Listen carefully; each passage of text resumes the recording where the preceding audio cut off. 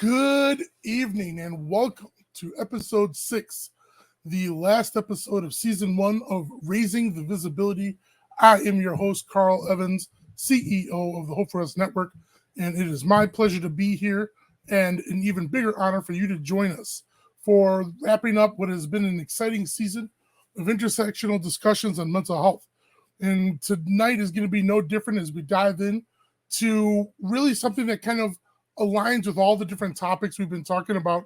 And as we sort of talked right from episode 1, intersections within mental health have all these different overlapping relationships. And so we try to create an organized way of approaching topics in a way that we can sort of focus at one bead, one thread or another. But oftentimes we find ourselves continuously bringing up other themes that we're going to talk about in other episodes. And across all of the episodes, the one thing that has been an underlying consistency has been talking about the economics involved in terms of mental health care, in terms of diagnosis, in terms of people who are impacted. And so today we're going right into this episode, which is titled Dollars and Cents. And we're going to be talking right down the nose or right up front about what that really means in terms of the impact of economics on mental health. The way this is going to work is that there's kind of two facets. Well, it's multifaceted, but there's kind of two primary facets that we're going to think about here.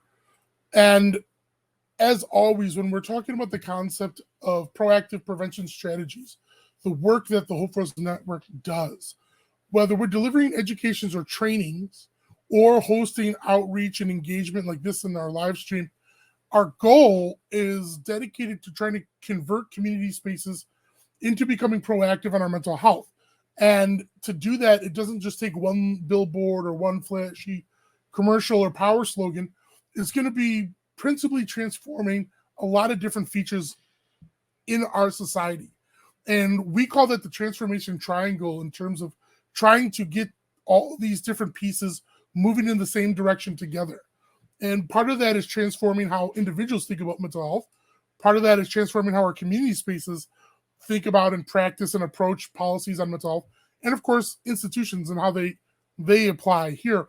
And season 1 is titled Bias in Our Institutions, because we've really been looking at the way certain blind sides are created by stigmas and biases on mental health that impact the way services and resources that are available to us can be shaped by misunderstandings and misperceptions. But this conversation is always about including all three of the triangle, even though we might be focusing on what's visible from one side. And of course, season 1, we're talking about institutions. And as I've talked about, this is the 6th episode of a season that began where we started talking about how body image in episode 1 could create blind sides inside of our institutions. Episode 2, we talked about age. Episode 3, we had the opportunity to talk about sexual orientation. We also were able to bring into conversations where we talked about identity, although we're going to be focusing even more specifically on gender identity in season 2. We also talked about how ethnicity plays a role, and we created a special episode that wasn't listed here where we focused in on violence and mental health and the correlation in America between mass violence and mental health and how there can be stigmatization about those two topics. But tonight, of course, we're going to be focusing on dollars and cents. And as I said before, it's multifaceted, but let's talk a little bit about where stigmas and institutional intersections relate to mental health. When we talk about this, the kind of short line thing that I came up with as a sort of byline for this episode was, who can afford to have mental illness and trauma? And I thought that would be an effective way to talk about the different ways that we're going to be impacted by the idea of economics, of money, of policies, of institutions. Excuse my voice, it's fading. But I thought this is an interesting way to start out. Is there's a 2017 Gallup survey that, among other questions on mental health, asked people who were responding, who do you believe is most likely to have mental health issues? And overwhelmingly, when picking an economic category, people believed that those who were in a higher income bracket as individuals were more likely to have so-called mental health issues. And the attitude was kind of a classical thing that is held by some places in society, that mental health is a rich person's problem. And even if you're watching right now and think, well, that's a dated idea or that's totally BS, of course. But that was a 2017 survey, and those kind of beliefs about who seeks out mental health clinicians and who deals with depression and suicide, excuse me, suicidal ideation, things like that. There is a prevalence to believe that these are issues for affluent people who don't have real problems. And we're going to talk about how that's actually damaging to society at large. As an affirmation of the reality, mental health has no prejudice, of course. Some quick numbers from our friends at the American Foundation for Suicide Prevention, AFSP. According to most recent survey and research, we know that about 1 in 5 adults will experience mental illness each year based on self-identification. Nearly 1 in 20 adults will experience serious mental illnesses each year. When it comes to beyond just a diagnosis, they will experience something that might be ranging from trauma to grief that creates a setback or impact on their quality of life. When we talk about 1 in 6 youth age 6 to 17 experience a mental health disorder each year, that's in terms of those who will obtain a diagnosis. And according to the CDC, it's projected that nearly 50% of all lifetime mental illnesses begin by the age of 14 and 75% by the age of 24. This is based on the earliest onset for a number of different diagnosable illnesses. And the point of these numbers is not to just get lost in stats, it's to just sort of drive home the fact that there is no prejudice to mental health. There is no prejudice to suicide, unfortunately. It impacts everyone across every region, hemisphere, geography, economic data point you can think of. So the idea that mental health is only for rich people, of course, is bogus on the face of it. But that's not just something said dismissively to people who may be affluent and have mental illness or trauma that they're dealing with. That also carries a thought thread about the belief that people who might be from materially less economic structures wouldn't suffer or couldn't suffer. And we'll get into that a little bit.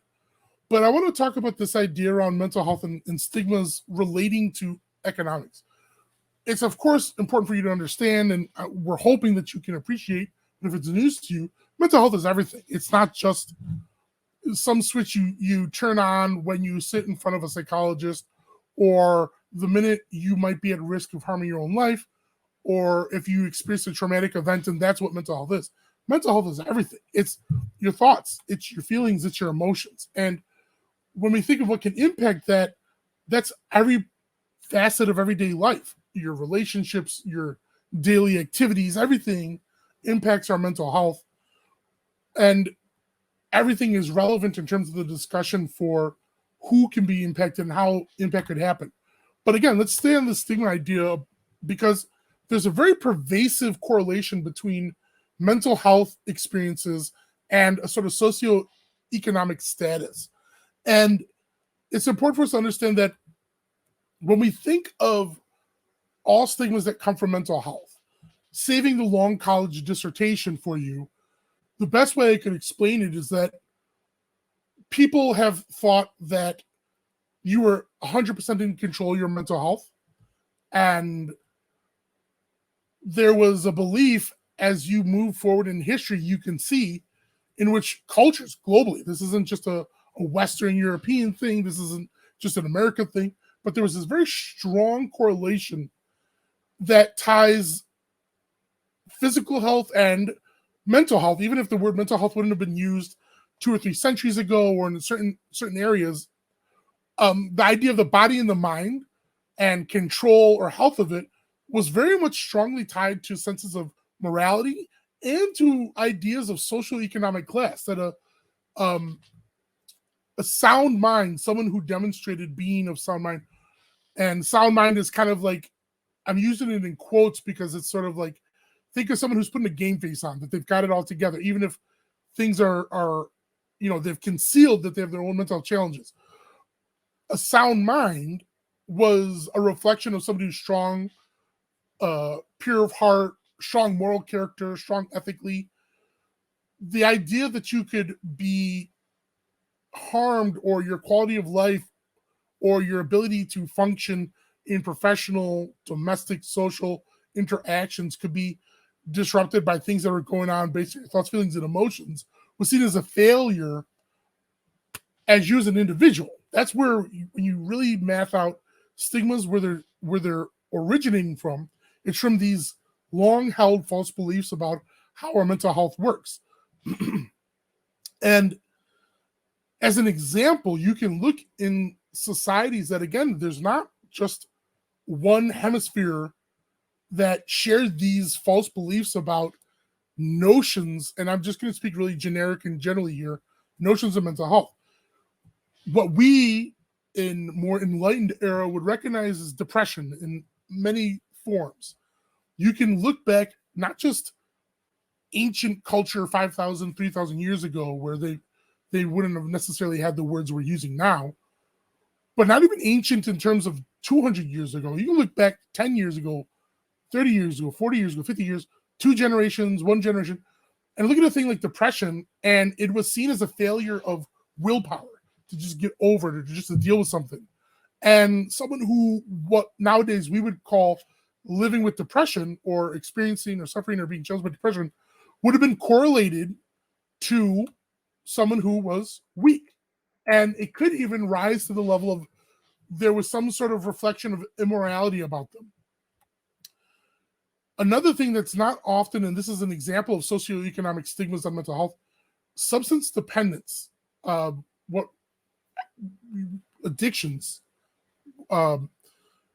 There's a strong moral correlation to people who experience substance dependence. And we know that the correlation between people who have chemical dependencies and undertreated or untreated mental health challenges is a very, very, very strong and very prevalent.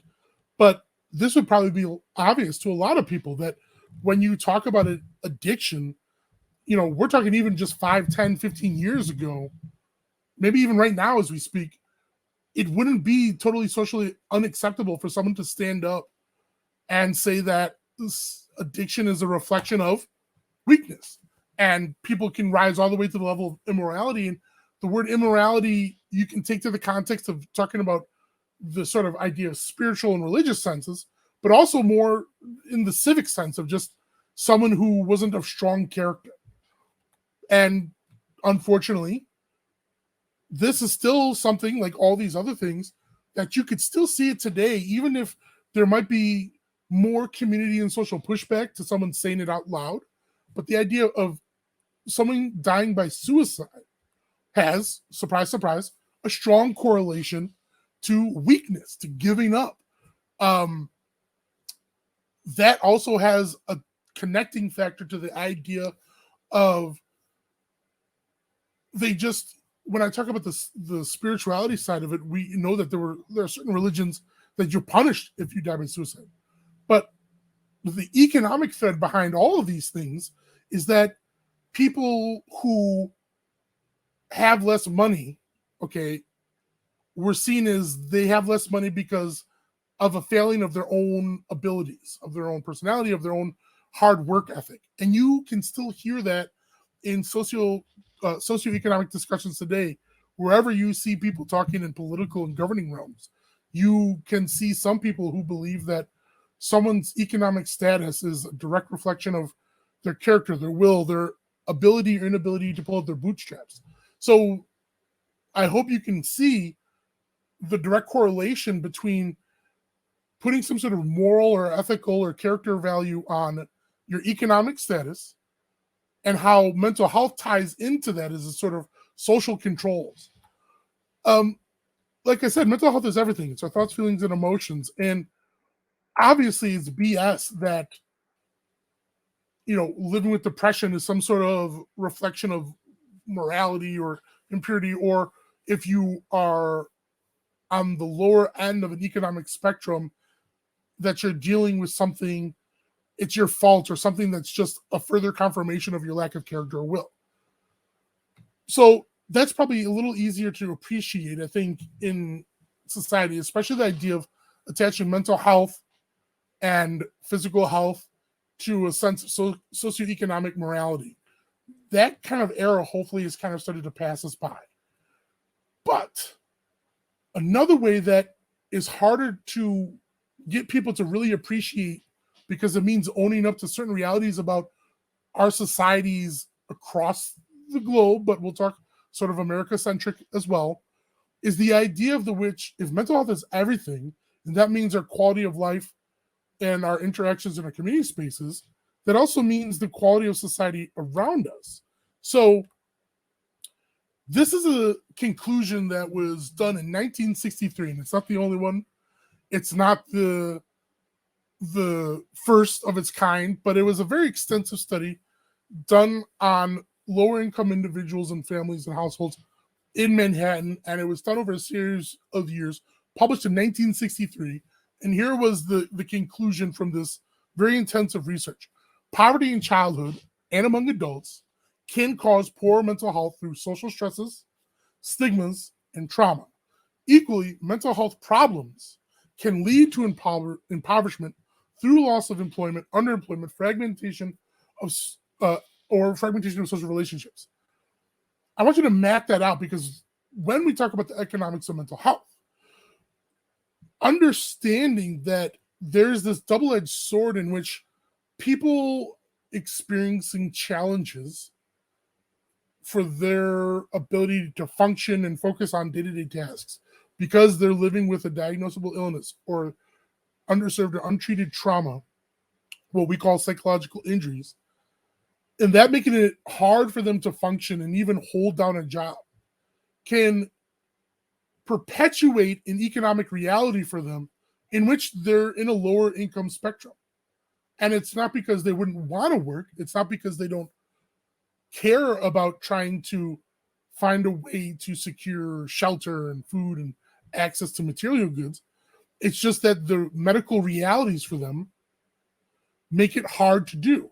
And when it comes to stigmas on mental health in our institutions, it's been a very long struggle that is still very real today, in which people's mental health is not consistently validated as a cause to not be able to necessarily perform duties of labor to get a paycheck. Okay. And so that has an incredible negative impact on somebody's quality of life. Living with intensive mental health challenges, especially if you didn't grow up affluently, means that you could be on a very short spiral into poverty through the fact that your mental challenges, your medical realities make it so. And you may not get the compassion that others who may have more physiological, visible experiences might have those supports. And we know there's bias even for people who live with certain types of disabilities getting appropriate services. And that's if they may have something that's very visible and they still have uphill battles with stigma and lack of institutional supports. So we can extrapolate further on how that's compounded by prevailing stigmas that believe that don't necessarily validate mental health as a real thing. When we think about the things that impact our mental health, if mental health is everything, our domestic environment impacts our mental health.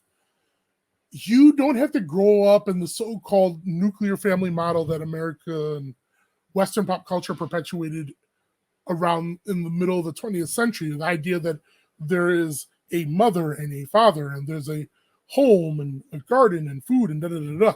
You can have any sorts of domestic structures and upbringings. Your guardians as a minor can be any number of people's, a singular or multiple individuals, any genders, identities, and orientations. But growing up with supportive structures can positively impact your mental health. Growing up with volatile or hostile structures can severely impact. And domestic environment also doesn't mean you have to grow up in a mansion with a big garden. You could have grown up in an apartment. You could have grown up in a small one-room hovel somewhere if you felt a sense of security you're not necessarily condemned to live with mental illness. So we don't want to say that you had to have certain material realities for effective mental health, but in terms of your domestic environment, anything that is hostile, volatile, or abusive, obviously, can screw with your mental health development. Shelter and food security, again, play a huge role in the way our mental health works and the way our mental health is impacted. Food, because you're growing, and this is talking about youth, but even as an adult, you need food to operate and function, and food just in general to give us energy has a way of impacting our mental health. But a lack or access to food security creates an actual tangible toxic stress on you that can disrupt your quality to function and create all sorts of cognitive issues for you. Safe shelter, I hope I shouldn't have to paint that out for you, the feelings of personal physical security that shelter comes from. But we're not just talking about the concept of, oh, having food and shelter is important. I also want you to think about these in terms of the institutional idea of affordable access to food and shelter. Okay, so it's not just somebody going and finding an apartment or a house or a camper or an RV or whatever. I want you to think about the systems in place that might make access to shelter and food hard to obtain. That's what we're talking about here. Not just the concept that your mental health can be impacted by these things, but that these functions and institutions can dramatically shape or impact your mental health. That, of course, goes to violence. When we talk about the idea of violence, you do not have to directly experience violence to be negatively impacted by it. Being in the proximity of it, hearing it, seeing it from a distance can still create psychological injuries.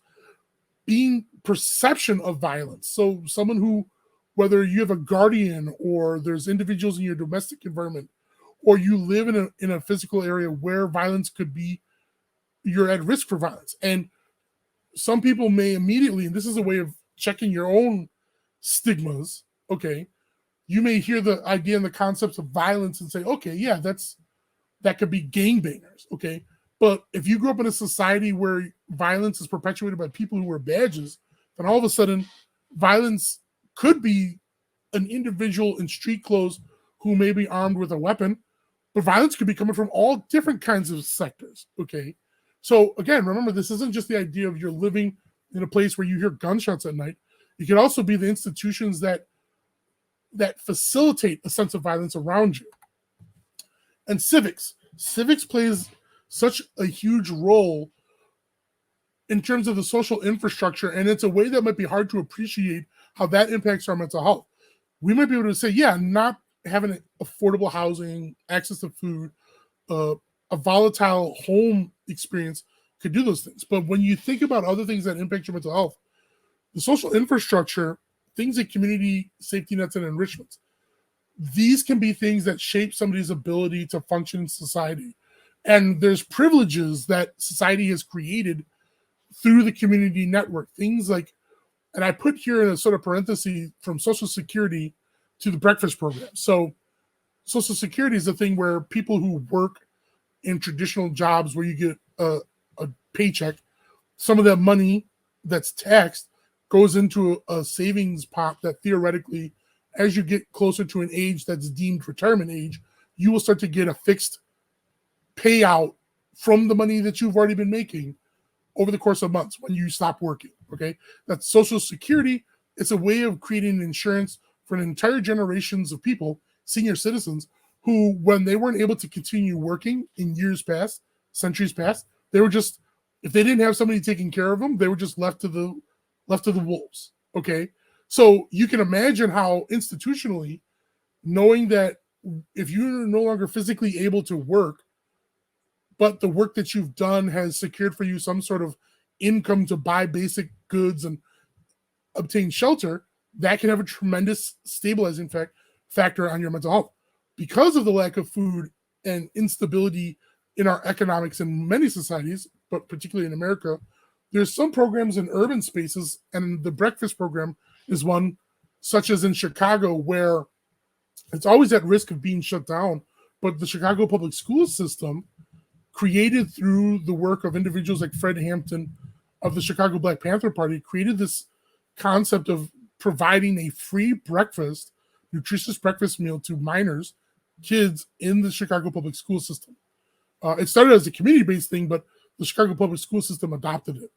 Creating a stabilizing access to food can, again, positively shape someone's mental health, not just because you're getting the nutrients and things like that, but knowing you have access to food can reduce a potentially toxic stress factor, okay? Education systems, the fact that the more you learn about how your society works, the less you're likely to be taken advantage of. Prosperity tools, access to finance and commerce, and governance.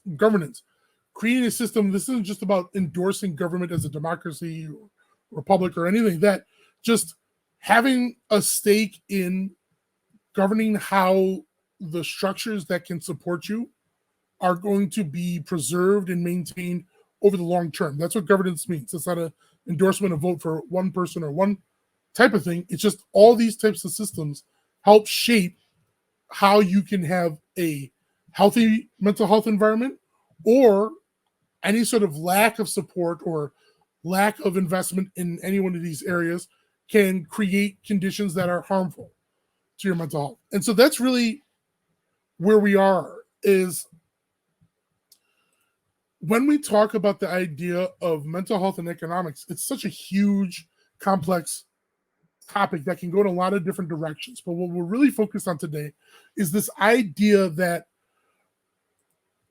we ourselves can be experiencing the sort of stigma-based connection to mental health through economics, that only affluent people have mental health challenges. So if I'm poor or from a lower income environment, what I'm going through, I should be able to tough it out because I come from a culture and peoples who tough it out, right? Okay.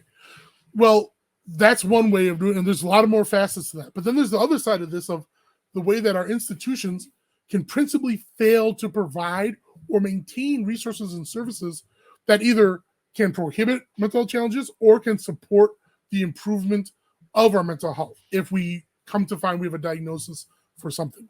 And I'm excluding other things that are relevant here too. A government or a society that goes to war, you know, from the side of whether it's the soldier, the refugee, the innocent bystanders, the collateral damage. When we talk about things like economic crashes and huge pizza pie that we can work with here. But we're going to be focusing on talking about how this sort of orbit between how the individual can find themselves stigmatized by economic factors and how institutionally our mental health can be impacted.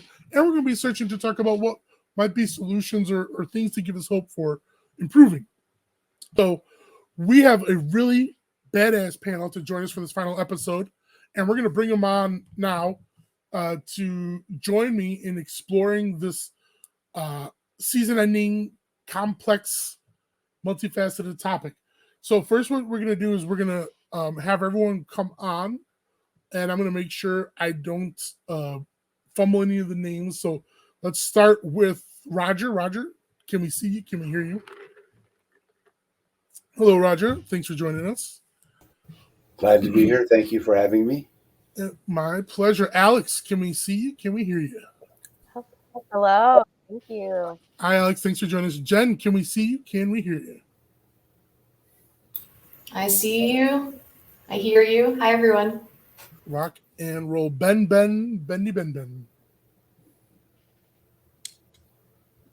Took a little bit longer. It's a pleasure to see and hear all of you. Thanks for joining us. Gab, where you at, Gab? Hello. Can we see? Perfect. Okay, and then Ryan. Ryan, come on in. Hello. Let's see. I hope I'm not missing anybody. Did we have anyone late joining in? Or did we get everyone? Want to make sure. Well, I think we have everyone. I'm going to feel really bad if there was someone who I forgot to mention. But no, we've got everyone in on the panel. So first of all, thank you everyone for joining us.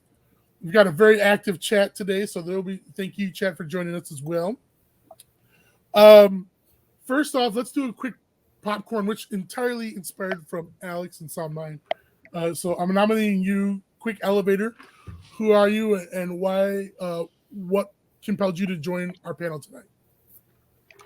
Hello, everybody. I'm Alex Hoffman. I'm executive director of an organization called Sound Mind. Our mission is to end the stigma of mental health in classical music. I'm a musician. I'm a flutist. And I have a really weird career path that led me to, conversations like these. So I'm just really happy to be here with all of you today. Should I popcorn it, Carl? Okay, I'll popcorn to Gab. Oh, sorry, muted. Hello, everybody. I'm Gab. I work in the mental health field. I actually work at a residential treatment center for women with eating disorders and co-occurring mental illness. I am very passionate about social justice issues and mental health, so I feel like this is a perfect panel for me to be on. All right, I will popcorn it to Ben. Thank you, Gabby. I am Chief Operating Officer at the Hope for Us Network. I've also had the pleasure of working with Carl over a number of years. I've been excited for this panel for a number of reasons, not least of which is my concern for human rights and the connections between economics and human rights. Really good to be here. Good to see all of you.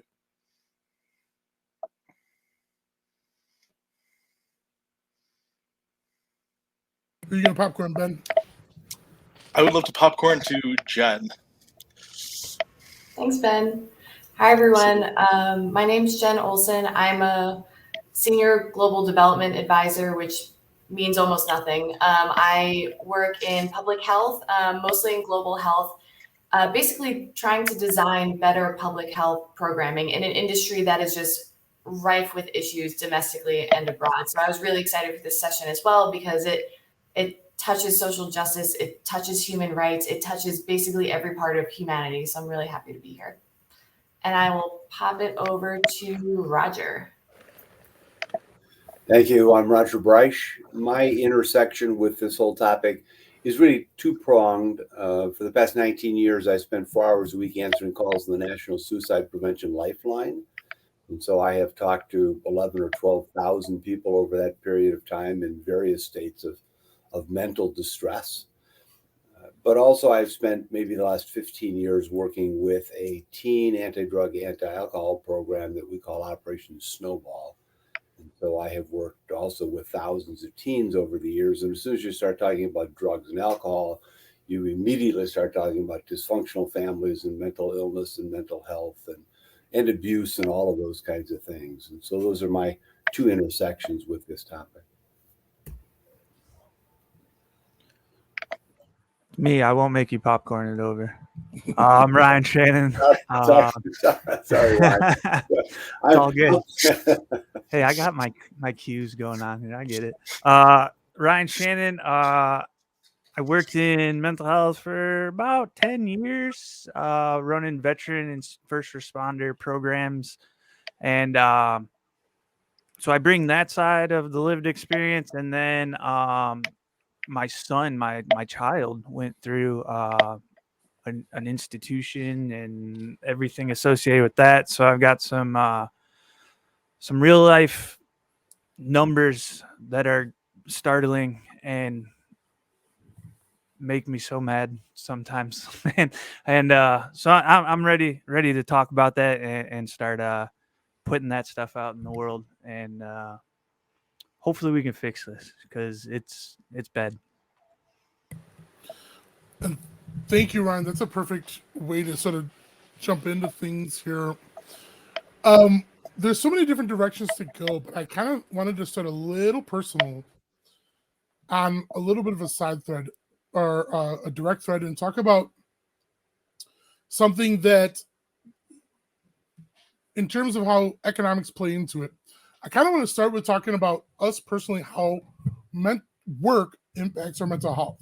We'll sort of cascade into talking in the general sense of things, but I think one of the ways that people don't spend enough time really validating is the fact that you don't have to have the cartoonish abusive superiors or boss or anything. Just the idea of work and maintaining the responsibilities and pressures to do the job can be severely taxing on our mental health. And I thought this would be a good warm up.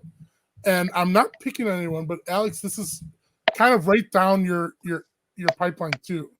And I just thought if you could elaborate a little bit on that, and then we can sort of get things going afterwards. Yeah, I had a feeling you might call on me first. I was just about to look up some statistics so that I could just rattle them off and sound really smart, but I think I might have them memorized now. So I work, like I said, in classical music. I'm a flutist by trade.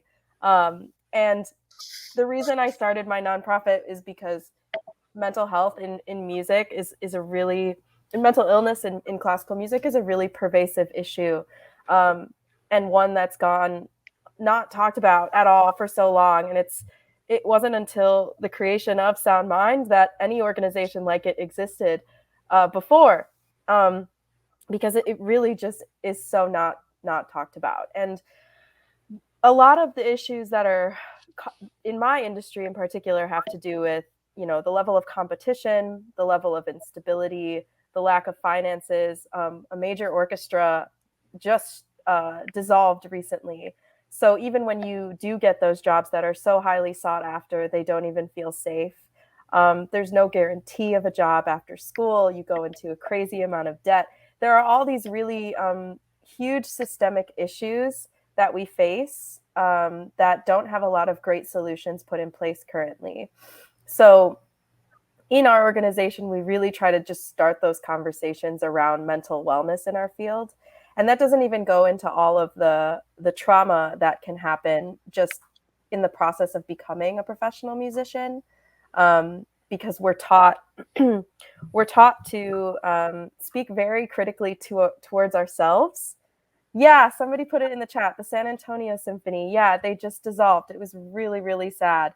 The board did not take very good care of the orchestra, though I'm on the biased side of the musicians, of course. But so you see that's also a pervasive issue too, is relationships between orchestras and between boards, and that gets into the whole financial aspect of this conversation too, which is part of the reason that an orchestra like that dissolved was because of money, right? And places being run like businesses versus artistic institutions becomes a huge issue too.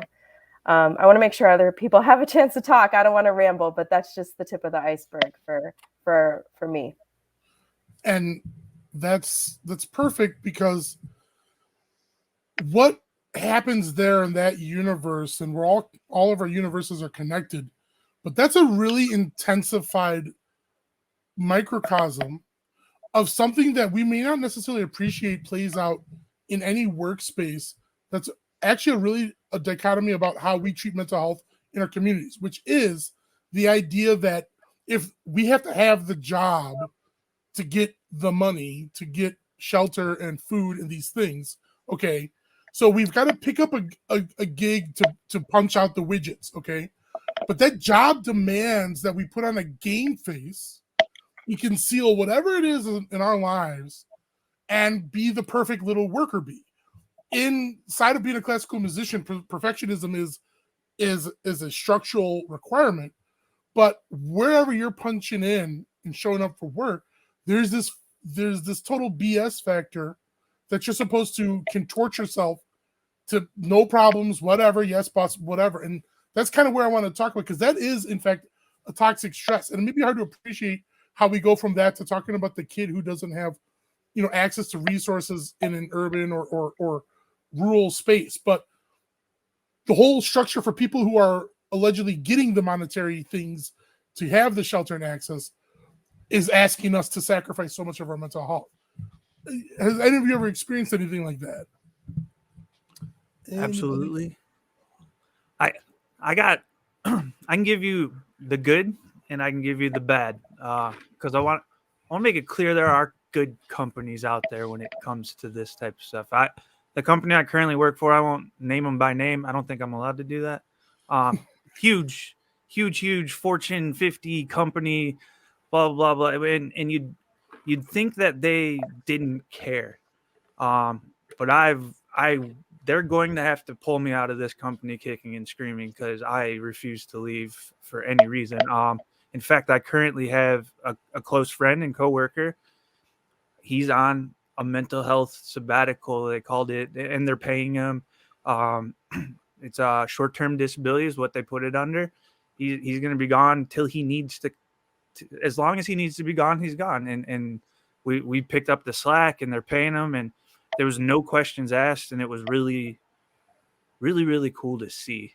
And that alone kind of, we went through COVID where people were losing jobs and we weren't getting any kind of raises or promotions and things like that. But it's kind of about that environment, like that didn't matter. I didn't care. It's not all dollars and cents, Now the bad. I was in the military for 9 years. All right.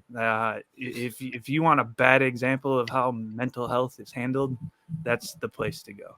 And the solutions are simple, but they don't want to hear it. They won't listen.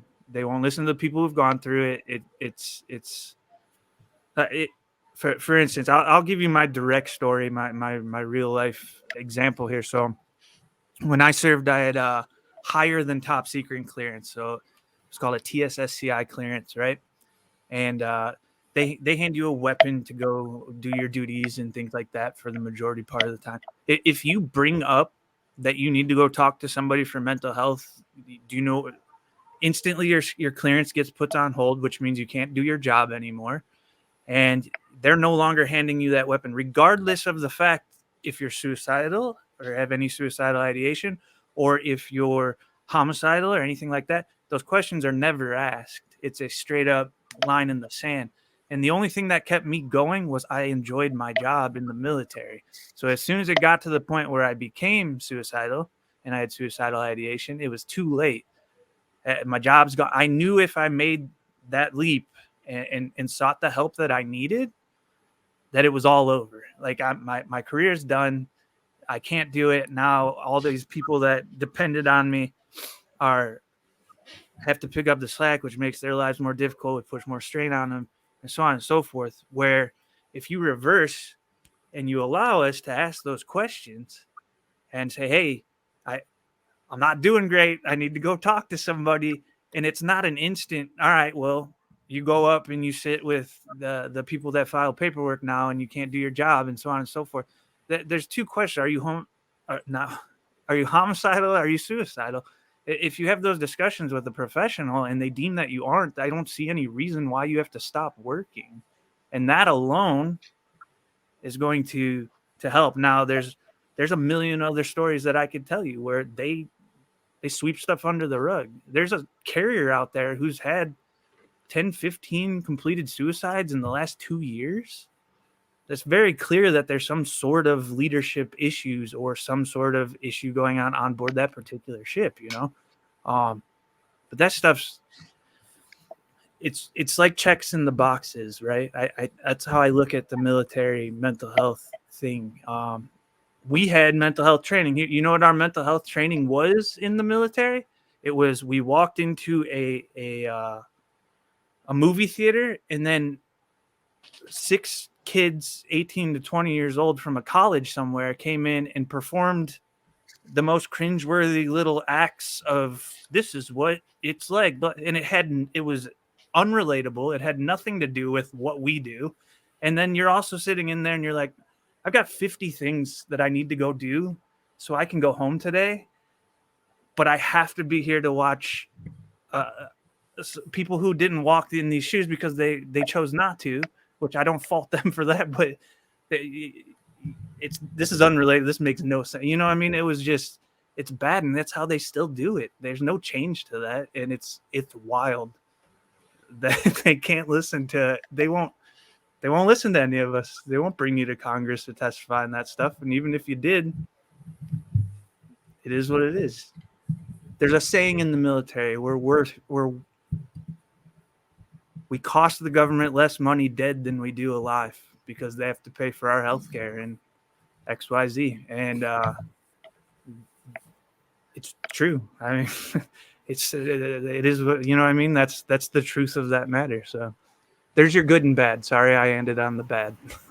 Ryan, I would love to jump in actually, because I having never been in the military, I was in the Peace Corps, and I'll talk about this, by the way. This just spurred by your story. And I always think of Peace Corps like the military, except with less guns. But it was very much the same, where the institution kind of failed the people that they were there to protect. And when you don't have a safety net underneath you, people just don't feel safe working for or being beneath an organization that doesn't have your back. And very similar, if people were having mental illness issues, if they were being attacked and they reported it, it was never a discussion. It was never a follow-up. It was you're out and you're going home. And so people stopped reporting it, and they just internalized all of the damage that they had endured. And it can be so hard when you don't have the safety net in your job or in your workplace supporting you in everything that you're doing. So, man, I feel you. I'm going to keep rambling while I'm talking, though, because on Carl's original question, so I work for a global health organization now, and I mean, mental health is really important in public health, but we often, I feel like we treat it like a commodity. The U.S. at least treats it like a commodity, so it's completely separate from the rest of our care. And although I'm in a public health organization and our end line client are people who are receiving public health services, whether it's like direct services like immunization or nutritional care, the thing that keeps me up at night is worrying about my colleagues who are working in a job that always has an indeterminate amount of time on it. And if you don't have job support or stability, and you don't know if your paycheck is coming in, you don't have economic stability, safety nets underneath you, the long-term mental health burden is immense. And I'm thinking not just in the US for people who work in the headquarters, but my colleagues who work in 40 different countries who have to worry that the funding is going to run out in the next 6 months. And it ends up being this really protracted, like chronic inflammation in your body of just stress all the time. And I think it's one of those things we don't think about in our day to day, but I know is wearing, on people's lives. That's such an essential thing to think about, is toxic stress. And some people might even roll their eyes at the use of the term toxic. But again, because we want things to be so visible, and that's what we'll say, okay, well, it's a problem if you can see it. There's people walking around who their stress is they walk into a gas station, gas being an issue particularly right now, and they've got to go through a series of math equations to think about, I can get X amount of gallons. Maybe I want to drink. No, I can't have the drink. I got X amount of bills to pay. And doing that math every single day, or every time you make a transaction anywhere in the day, if you have the privilege to make transactions, is actually the thing that can take away your mental capacity, that could be space for emotional processing or things like that. And this is where I kind of want to continue to push this forward. So, the workplace structure can be fucked in so many words in terms of not being supportive. But let's talk about the way,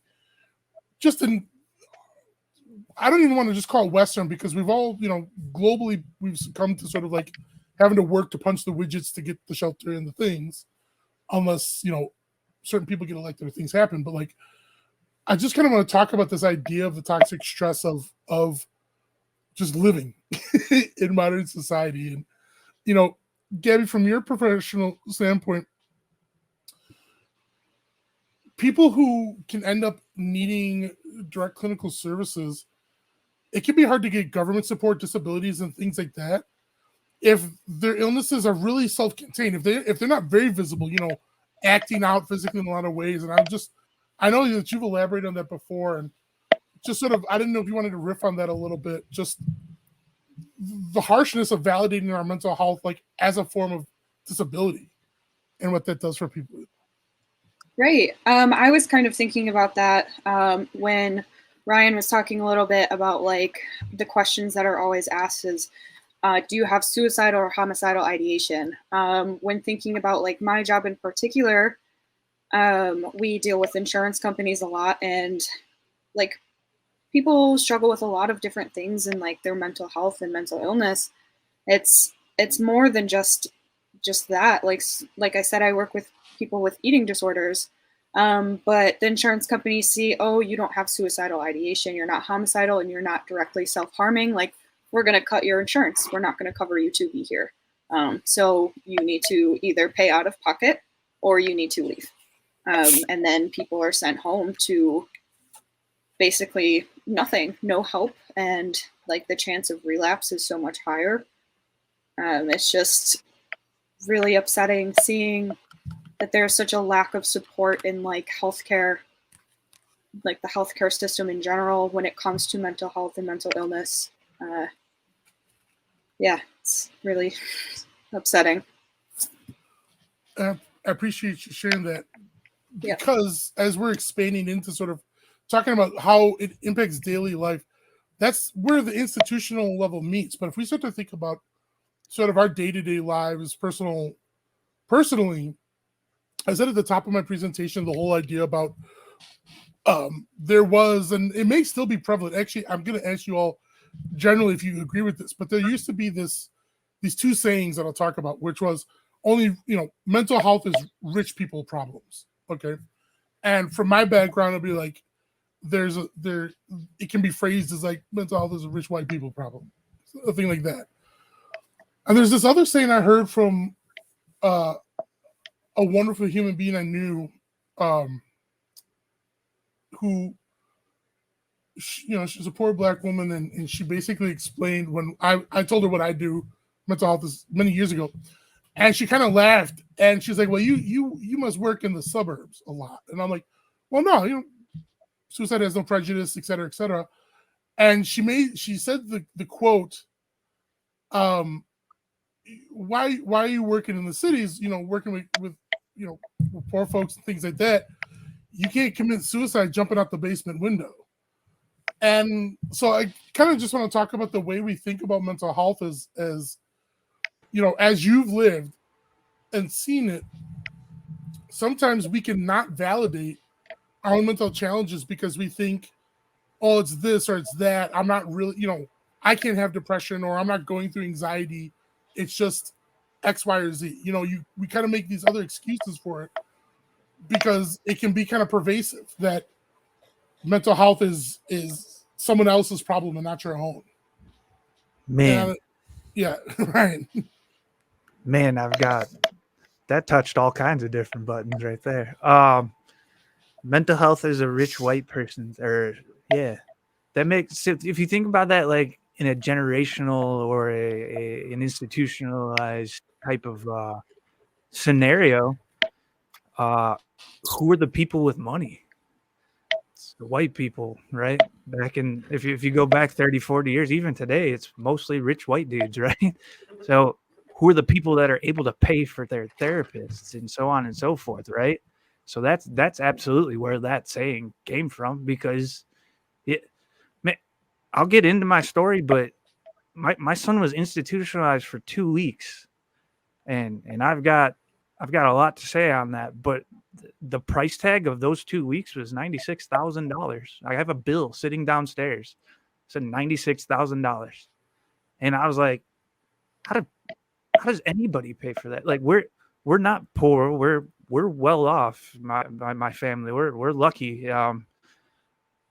But even that, I don't have 98 grand to pay for. So now if you think about the statistics of who ends up back in the institution, it's the people who were institutionalized that usually end up back in the institution. And especially with children, my son, he's 9 now. He was 8 when this happened. Knowing that, it was like, shit, we better figure this out, because I don't know what to do. You know what I mean? Like, and I have insurance because of my job, so I think we paid like $6,000 or $7,000. But that alone, if you look at the national average of salary, is like $32,000 a year.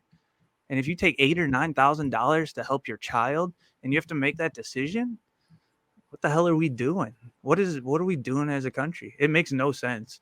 And then on top of that, serving in the military and literally using a weapon and having weapons used against me and this and that. And then looking at it from that perspective is just like, now my mental health is deteriorating again, because the hell did I just go do all that for? when I come home, and this is the path I have, and so fighting those things is rough. But we always appreciate, like, I was suicidal. I wrote a plan. My partner stopped me from doing it, and I wouldn't be here if it wasn't for her. But you don't wake up thinking that I'm going to be depressed. That's not how this works. You don't wake up to like, all right, today's when my depression starts, and then in a week from now it's going to be so bad I create a plan to end my life. That's not how that works.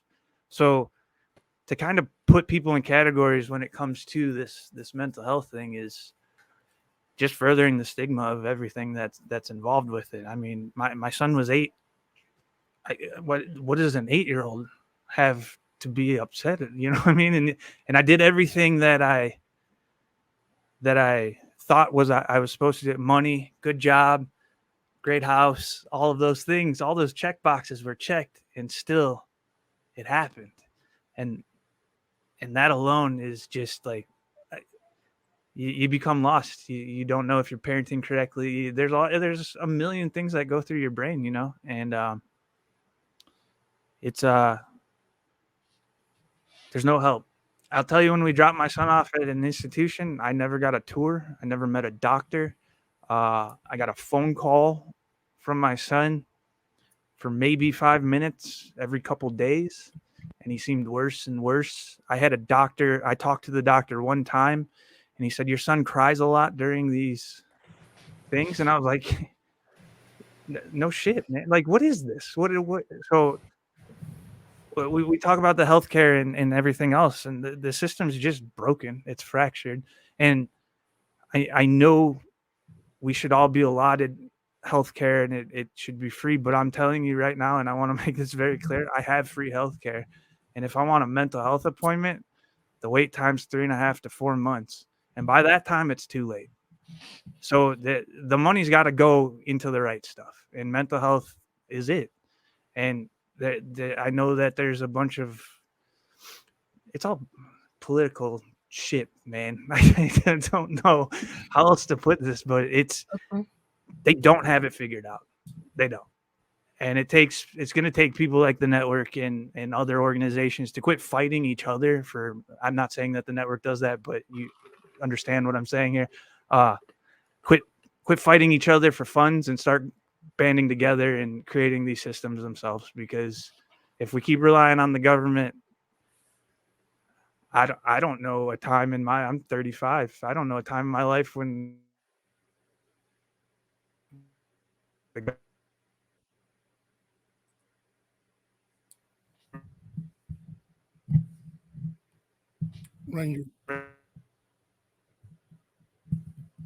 Right, I think we're losing your internet connection. really It's the done government. anything great. Okay. Oh no, we know it's the government. Well, we're gonna. All right. Wait, do you hear me? What was my rant? I don't know where my rant was during that portion. Sorry. No, you got to the part right where you couldn't imagine governments having the solutions. They just don't. The track record's there. They aren't making great choices no matter what. Like I said, I just turned 35. I don't know a time in my life where we were like, the government's doing great. You know what I mean? Like, so to put mental health in the hands of others is a terrifying thing to me. I always tell anyone I talk to, or people that come to me, because I do talk about this very openly and often, you have to take care of yourself before you can take care of others. And that's where I was. Mental health and veteran and first responder advocacy was my life for 10 years. And then when stuff started happening at home, I had to reevaluate. Like, I'm trying to help everybody else, and right here in my own household, I felt like I failed. But it's these conversations, it's these talks, it's letting people know that they're not alone, that's starting to kind of turn the tide, I think. And we got to be consistent and louder, I think. Really appreciate that, Ryan.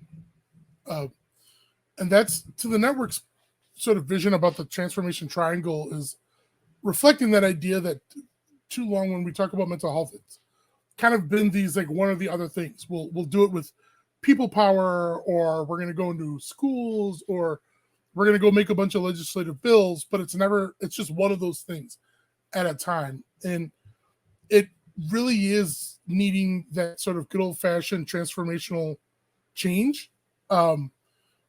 It's, it doesn't have to sound as aggressive as like you're going to tear it all down, but you probably have to set a lot of things aside and start from a new blueprint. And a lot of head nodding as Ryan was talking.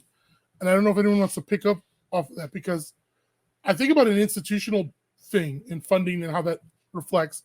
And as an example, from my personal experience, I had the privilege of growing up in a very affluent area and went to a school system where from kindergarten forward, I was in like special ed. Okay. And I had, from untreated, unrecognized sort of mental health challenges, behaved in such a ways, in very visible ways. Okay. I'll elaborate on later. But here's the point. A lot of the time, even if there were problematic things about it, a lot of the responses in my school system were sitting down with administrative authorities and school guidance counselors. In the nearly 20 years of mental health advocacy work I've done going into school systems, I can tell you right by the zip code and the geography what the response is going to be to students who have a behavioral outburst, right?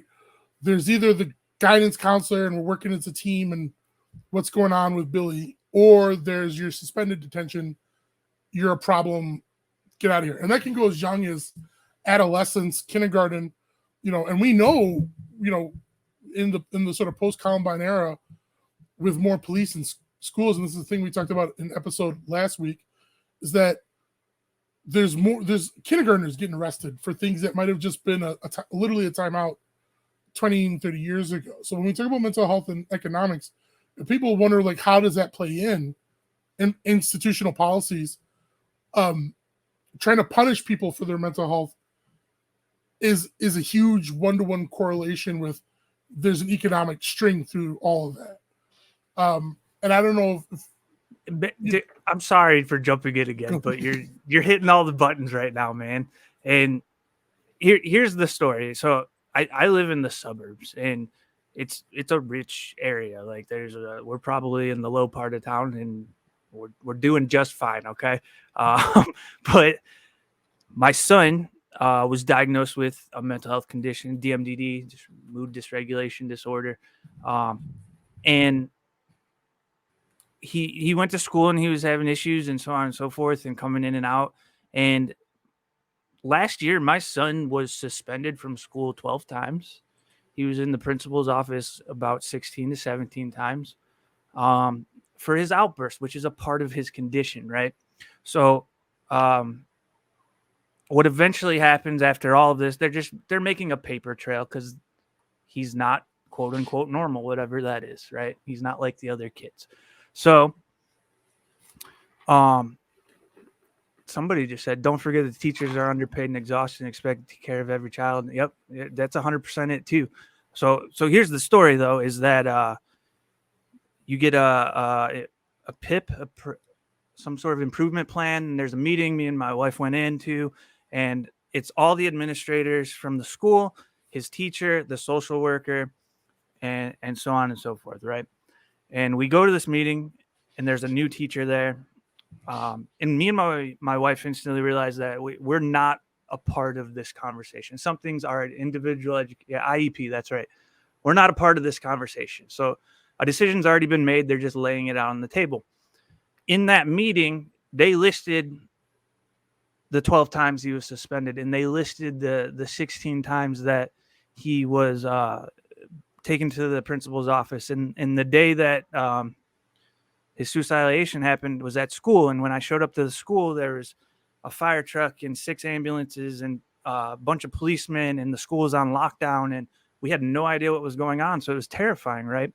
So we go to the IEP meeting, and they list all of these numbers. Now, I'm a business major. I have an MBA. So I also like numbers. And I had shut my mouth for the first hour of the meeting because I was trying to like digest what was going on. And the numbers were great, but here's the 3 questions I asked them. Of those 12 times my son was suspended, how many times did you miss the medication that stops his issues from happening? How many times did you not give him the medication? And they said, well, we know once or twice that happened. And I said, it happened 12 times. I go, he reported that every time you suspended him, he wasn't given his medication for the day. That's an issue. Number 2, what is my son's diagnosis? Can anyone in this room tell me what my son's diagnosis is? Nobody. Crickets. Not even the social worker could tell me what his diagnosis was, which means that nobody even understands what he's going through, right? And number 3, at the end, I was told by his teacher that her job is to fit round pegs into square holes. And I was like, no, it's not. Your job is to educate. Your job is to make sure he's safe. And I go, why couldn't he get his medication? Why couldn't you set an alarm on your phone? You know what I'm saying? So there's a lot of things that happened there that was just incredibly, it was wild. I didn't understand any of it. You know what I mean? And I'm not going to put a bunch of fault on a bunch of people. I just think that needs to be brought up too. And I get it. We can't expect the teachers to be doing 100 different things, but at the same time, we sent books to his teacher. We sent articles to kind of help explain when we noticed he was starting to get in trouble. And all of that was pushed to the wayside. There was no effort. And as a parent, that sucks. And that's the experience we had. So now he moves to a specialized classroom. You know how many times my son went to the principal's office last year? 0. You know what percentile he's in math and reading? 98 and 96. You know how many times he was reprimanded? Once, because a kid picked on a special needs kid and my son stepped up for him. And he said, hey, you can't talk to him like that. Don't call him those names. Kid pushed him. Son pushed back. Kid pushed him again. Son hit him, which not a big fan of, but the rule in the house was, hey, if you got to defend yourself, you have to defend yourself. And the teacher called and she's like, he's not in trouble with me. And I'm like, well, he's not in trouble with me either. You know what I mean? Like he did the right thing there. I felt like I just wish he would have done it a little differently. And his mental health over the last year is off the charts. It's insane how a good place for him, someplace he could go and be himself and learn and the teacher cared and understood and so on. So it was great to see, you know, but why isn't that happening at the other school? Why is that not? They're in the same district. They get the same funding. They get the same XYZ. Why is it so different 2 miles down the road as opposed to a half mile down the street? It doesn't make sense to me.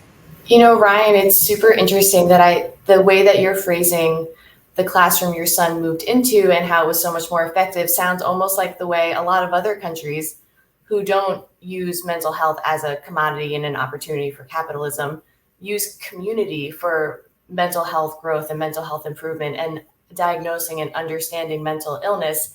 And it's interesting because other countries start with community. They build their health around a community and they treat the person as a whole, not like treating individual composite pieces of one giant thing. And so it's interesting to think that we've kind of retrofit our healthcare to what global communities just call basic fundamental social systems. Absolutely. It's fascinating. And here's the proof with that too is he played soccer this year and we didn't know sports was going to be a thing for him. And the first practice my son he got frustrated and he let out a string of swear words that only me, a sailor, would be impressed with. And I look back at it and it was wild because me and my wife both stood up from our chairs. I went to the field. She went to the parents and we just educated like, hey, we probably should have warned everybody. This is what he has, blah, blah, blah, blah. The rest of that soccer season, which just ended last week, my son was no longer just my son. He was every parent there's son. They embraced him. They brought him in. They were impressed. They cheered his name. They did. And no other kid got that stuff, which made me sad because I learned every other kid's name to try to boost them up. But seeing that community real quick, just in a matter of minutes, like, oh, yeah, my kids swear all the time too. And they do blah, blah, blah, blah. They brought me and her back down from being educators and trying to apologize for something that we didn't need to just embracing this child that's not theirs. And that experience alone, I was like, I was teared up afterwards. Like, he became one of the best players out there, and he was just loving it. And they're like, we're so proud of him. Every parent came and said that to me. And I was like, I got to leave. I can't cry in front of these people. Like, this is insane. It's so cool to see. And that right there is how in all of this stuff it should be. That's how it should be. Taking care. We're all humans. Just take care of each other. That's it. It's easy. That is really, thank you for that, for sharing, and appreciate the follow-up question, Jen. That is a stupendous transition into what I think would be a real service for this conversation. And before we go forward, I wanted to just introduce first, Ben had some connectivity problems, but coming in right out of the dugout is another resident guest of ours, Jianna. Jianna, really quickly introduce yourself for the audience. I'm literally out of the dugout. I just had a parent-son baseball game. So literally. But I'm Jianna. Some of you might have known me from previously, but I'm an occupational therapist. Right now I'm pediatric-based, but I just came from a school-based OT. So Ryan, everything you're saying, like, I hear it. And you really should be part of that conversation. Like, if you read all of the documents, parents are listed as team members. And then thinking about that whole medication piece, that's a nurse's responsibility. If she can't handle it, that's the principal. If she can't handle it, it's the assistant principal. Last person really should be the teacher.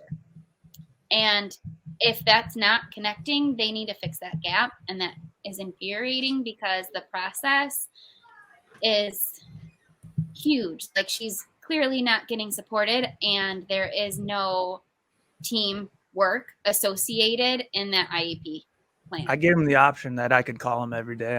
I teach for a living, so I can put my students on break, and I'll give you a call every day, but you're not going to like hear from me every day.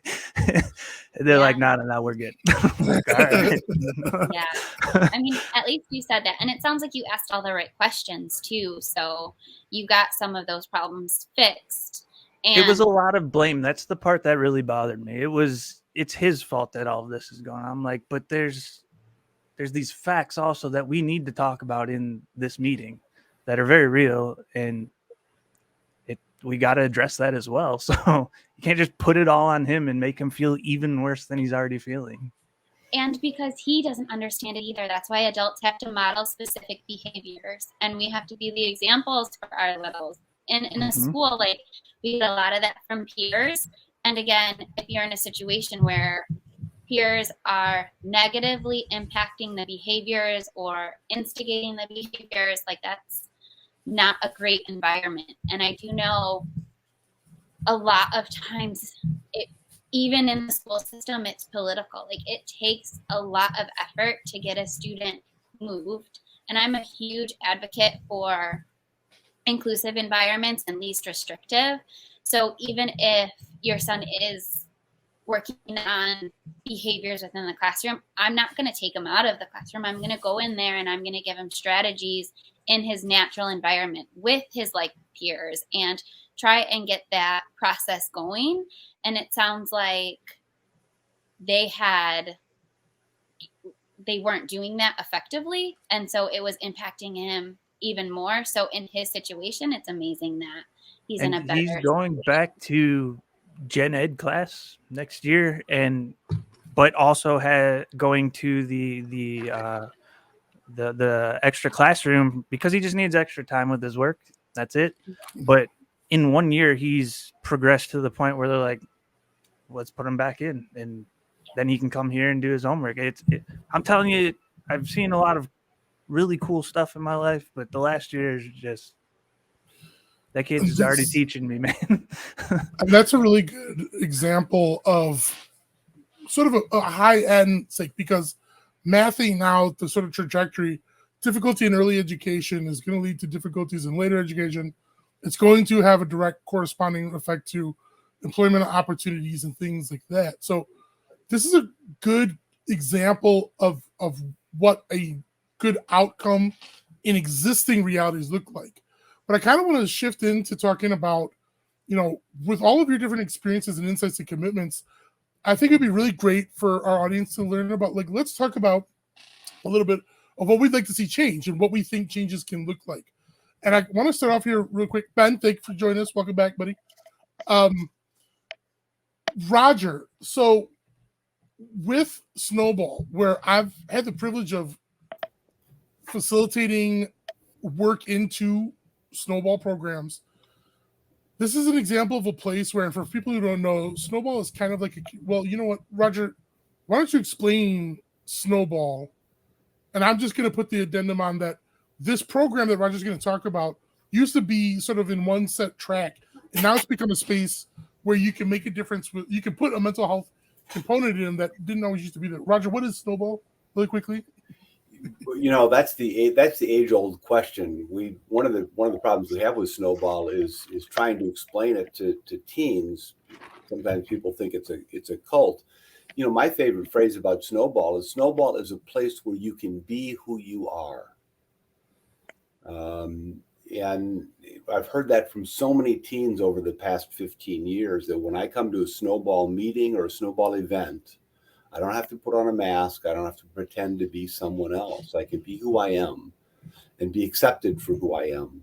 It's not perfect, don't get me wrong. I mean, you know, there's biases and all those kinds of things in Snowball, like things everywhere else.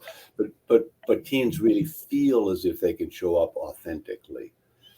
And as I said, you know, it's nominally it's a leadership program. It's about anti-drugs and anti-alcohol, but you know, you're talking about teens, about drugs and alcohol. As I said earlier, it's not more than 5 minutes before you get into dysfunctional families and abuse and relationships with peers and just the whole gamut of things.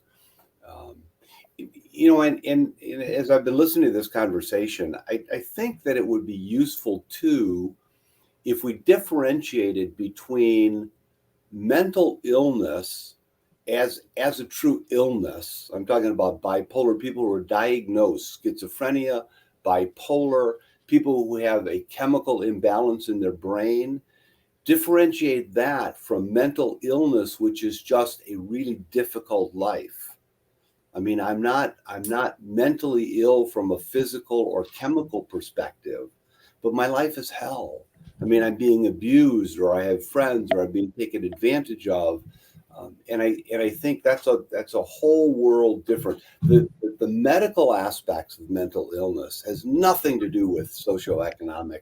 I mean, anybody can be bipolar regardless of your financial status.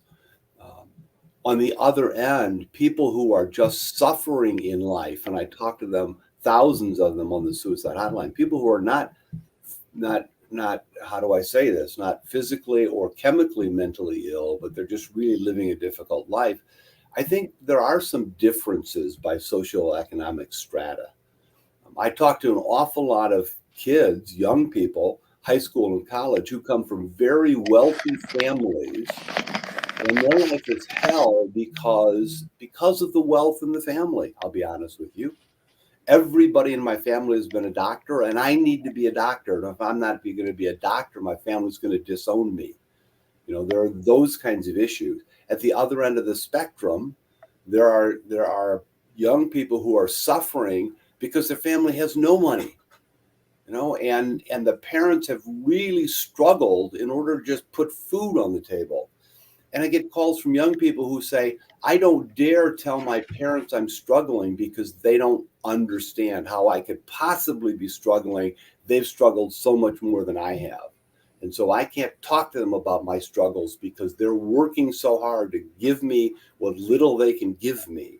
So I think there are differences by socioeconomic strata if we're talking about people whose lives are just really, really difficult and mental health issues because of that, not because of a chemical imbalance or a diagnosis of some kind of bipolar, schizophrenia, that kind of thing. I don't know if that helps or not, but those are just some of the thoughts that have been going through my mind as I've been listening to this conversation.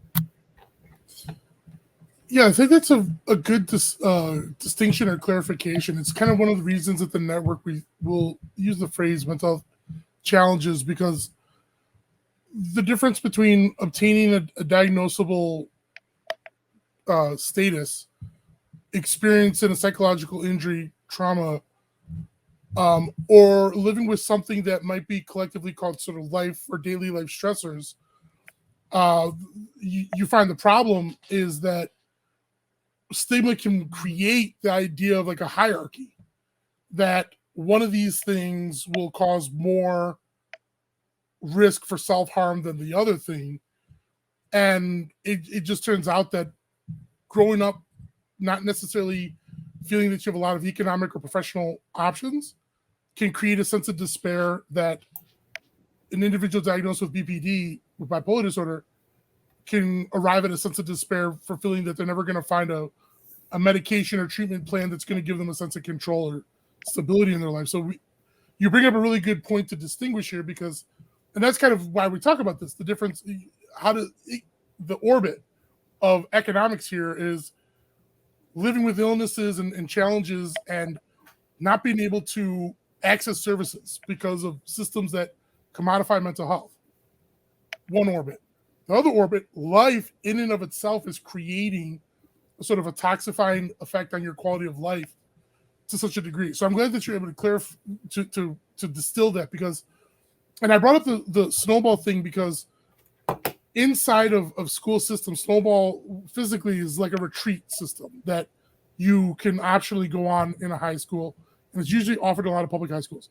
And in time past, it had been anything from like a pseudo neo-religious light experience to kind of just it's a fun adventure for, you know, some schools have done it as a fun adventure, but it's been a place that I'm able to speak from, at least, that because of the need of mental health has been becoming so prevalent, it's been a way people who have cared inside of school systems have tried to bootstrap mental health into it. So piggybacking off of that, if we think about from your backgrounds, you know, and Alex, you were just talking about this inside of the classical, you know, the classical professional universe, I'd like to kind of just talk about like, what do we see as hopes of like, what do you think can make things better? You know, obviously you're not speaking for the whole universe and beyond, but just from your perch in the universe, what are sort of things that you would say, you know, these could really help and change things? Does anyone sort of want to jump off there? Gab, you talked about being really much invested in social justice, and a lot of the conversations about social justice isn't just about identifying what the problem and the fuckery is, but how do we make it better? And maybe I'll start with you. I don't want to pick on you, but what are sort of things you think about as like, you know, what would be better is if we did X, Y, or Z? Yeah, I mean, some of the things that could definitely help make like the mental health community, people's mental health in general better, would be also focusing on social justice problems, whether it's racism or sexism or homophobia. So many of these identifiers directly influence people's mental well-being, and like we were talking about before, like socioeconomic status, the lack of affordable housing, the lack of food, which I know that I think we'll get into later. But all of these things play into a role that has to do with where people's mental states are. The biggest one being, which we talked about work earlier, the lack of money. It's kind of hard to live in this consumerist capitalist society without money. And without money, like you said, it's hard to get housing and food. It's hard to get clothing. It's hard to do things that you enjoy, all things that directly contribute to your mental health. It's hard to get healthcare.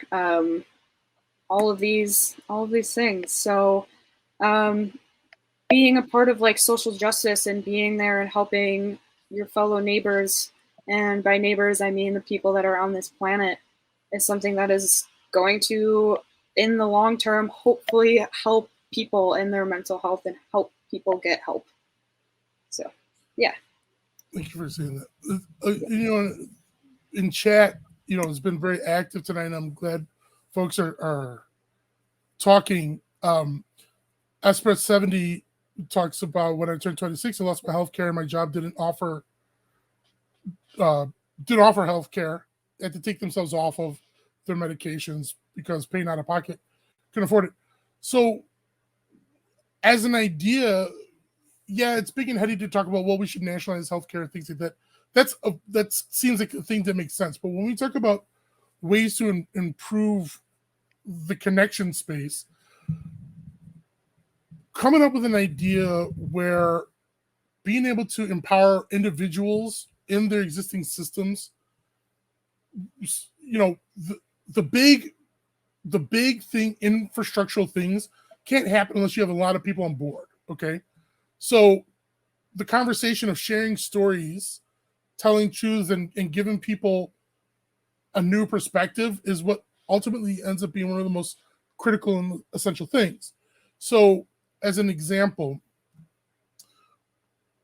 people don't necessarily appreciate the idea that when you are living with a diagnosable illness, medication, which people can be cynical about, like, oh, it's big pharma, this, that, or the other. But some people have an actual direct improvement for quality of life from prescriptions. And a conversation in which individuals feel safe to talk about the fact that they may be only doing a job simply to keep their healthcare benefits, right? And sharing that kind of a story in your community space can drive home a stronger understanding of why you'd have to reshape the way we do healthcare than sort of broadly being like, oh, we need to nationalize because it costs too much to do X, Y, and Z. Someone explaining that there are people by survey we know are strongly almost chained to certain jobs just to hold on to their healthcare is an example of sharing that story about your medication is an example of a thing you would want to change. Well, yeah, we want to make it affordable, but having a system in which I don't need to have to live and die by the job I'm in, would be a nice changeover. Jen, when you do a lot of your work, I'm glad you brought this up, and Gab, you also talked about this too, but explaining why I like this social justice kind of could seem like a contemporary word right now, and maybe people 20 and 30 years ago didn't see it as such a mainstream word, but trying to drive home the fact that having safe access to potable water plays a pretty big role in not just your biological development, but into your own mental health can be hard to appreciate at large, but even for the people who are impacted by it. And I wondered if you could talk about that just a little bit, because sometimes people don't even know the things they don't know. And that's damning too. So sharing stories is also a part of that. I feel like you're speaking into my soul, bringing up water issues, Carl. Yeah, I mean, I was thinking a lot when you're talking about hope and how we can improve the way people access care, can improve their mental health. Honestly, and forgive me because I'm a heavily spatial person, so I kind of roll it back in my head. You think of potable water as something you don't even think about in the United States, because public health, you only think of public health in America when something isn't working, like if your water stops running, or if the bus doesn't show up or something like that. But in the vast majority of the world, public health is not a given. Water is not a given. And when you start at like the root of childhood, if you don't have clean water, if you ingest bacteria, there's subclinical diseases that can damage your gut, which then make you chronically malnourished in life, which then make you unable to work as an adult, which then impacts your ability to feel safe and care for a family and protect yourself and others. And it kind of spirals out over the decades, and it's so immense, and it's not something that we typically think about coming from the United States, because public health and healthcare infrastructure is kind of a given, even if it is completely broken. This is tangential, but I swear it's related. Does anyone know about the famine study or the Dutch hunger winter? I'm assuming you probably know this by story, if not by name. And I spend so much time thinking, like more time than is reasonable, thinking about this story.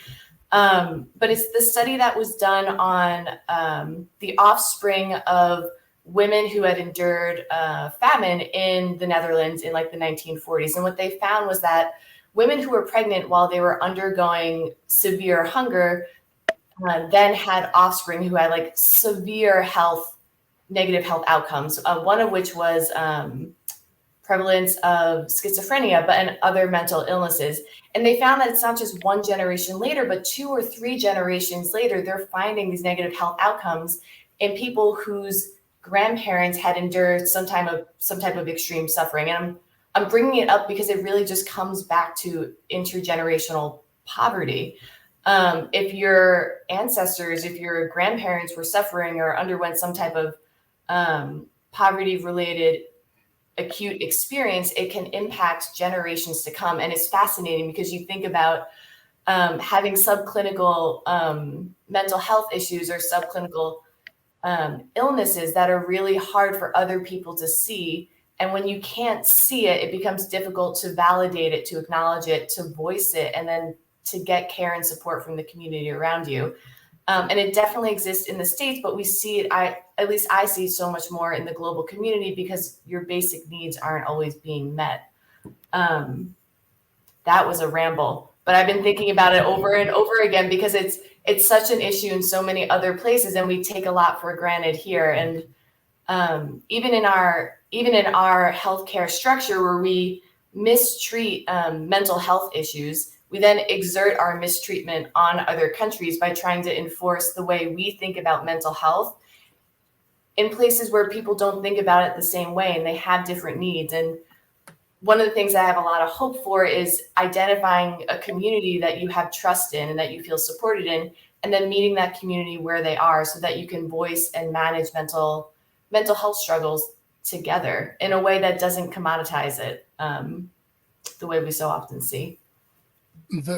That's perfectly salient. That was not a ramble at all, because these are sort of experiencing about the conditions, and you saying that is gives us more illustration of the quality of life in the same way that chat has been contributing as well. And I want to piggyback off what you're saying, Jen, with 2 comments. First time was Scramsky.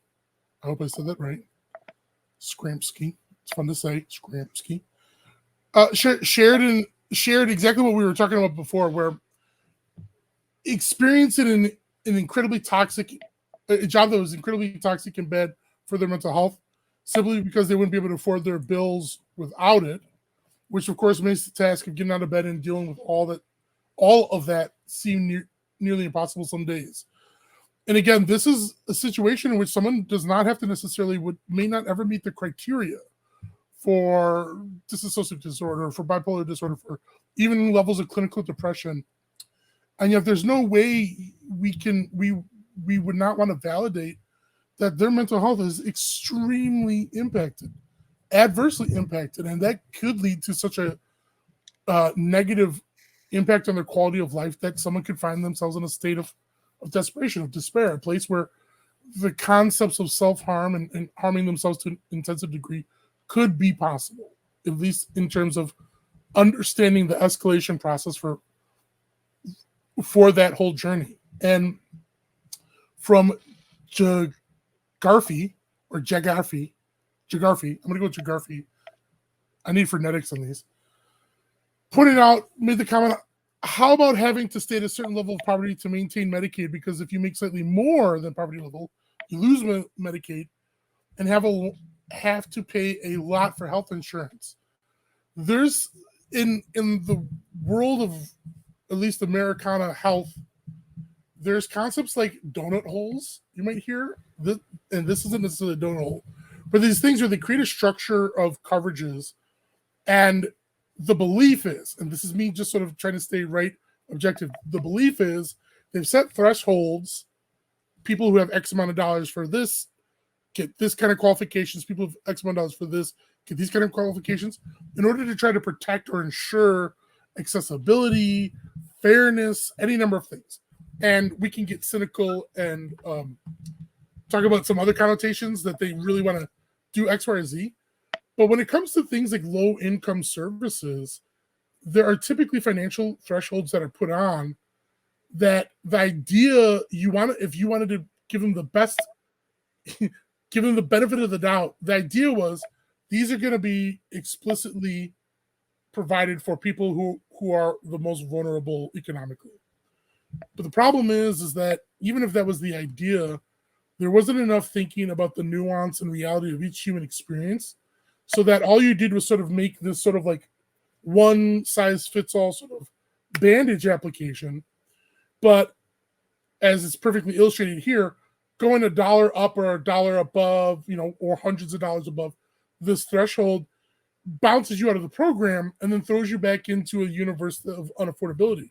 Well, on the reality side of things, on paper, that's like, well, yeah, you go back to this, but on the reality side of things, that is the difference between access to medications, to medical services, things like that. That brings me to sort of a thought that a lot of you have sort of talked about in things that give you hope, is the need for a real humanizing component.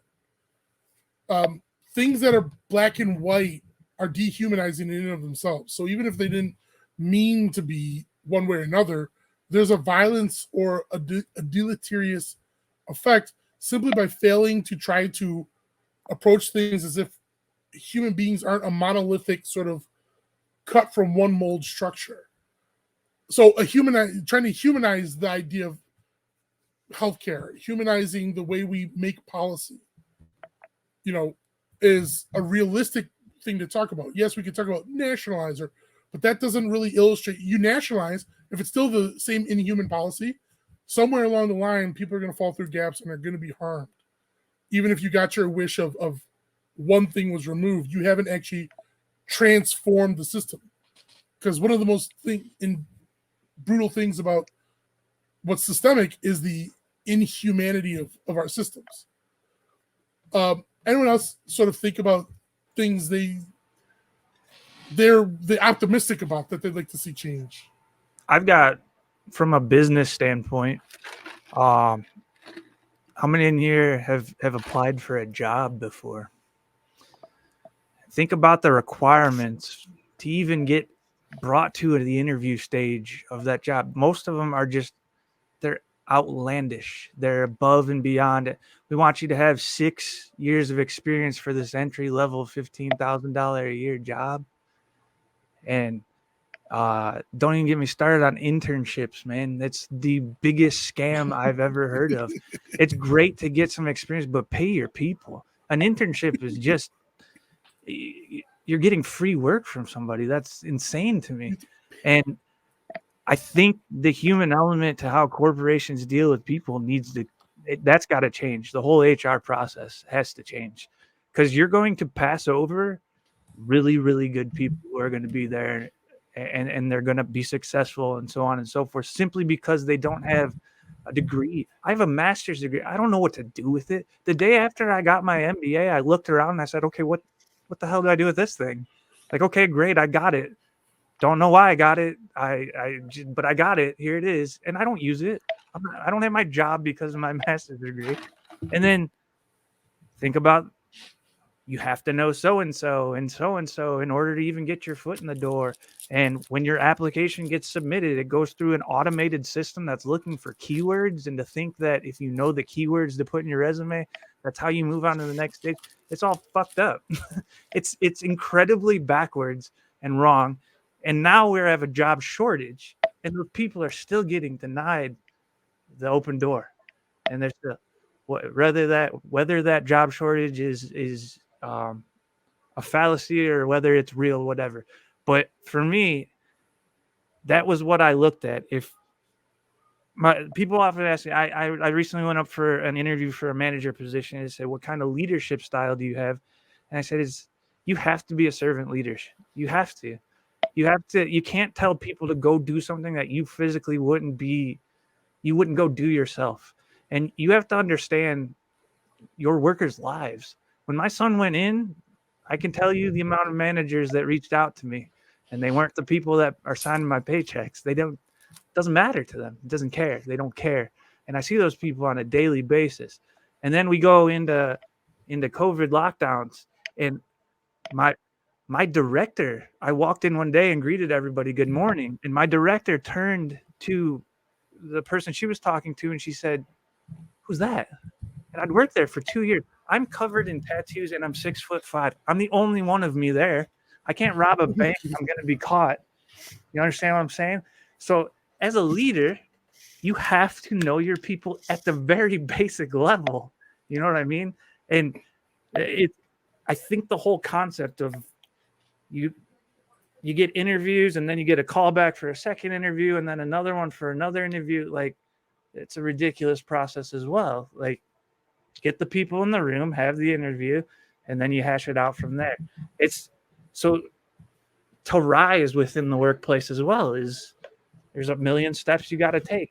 And when you ask for feedback on why you didn't get promoted or why you were passed on for a job, you don't get feedback.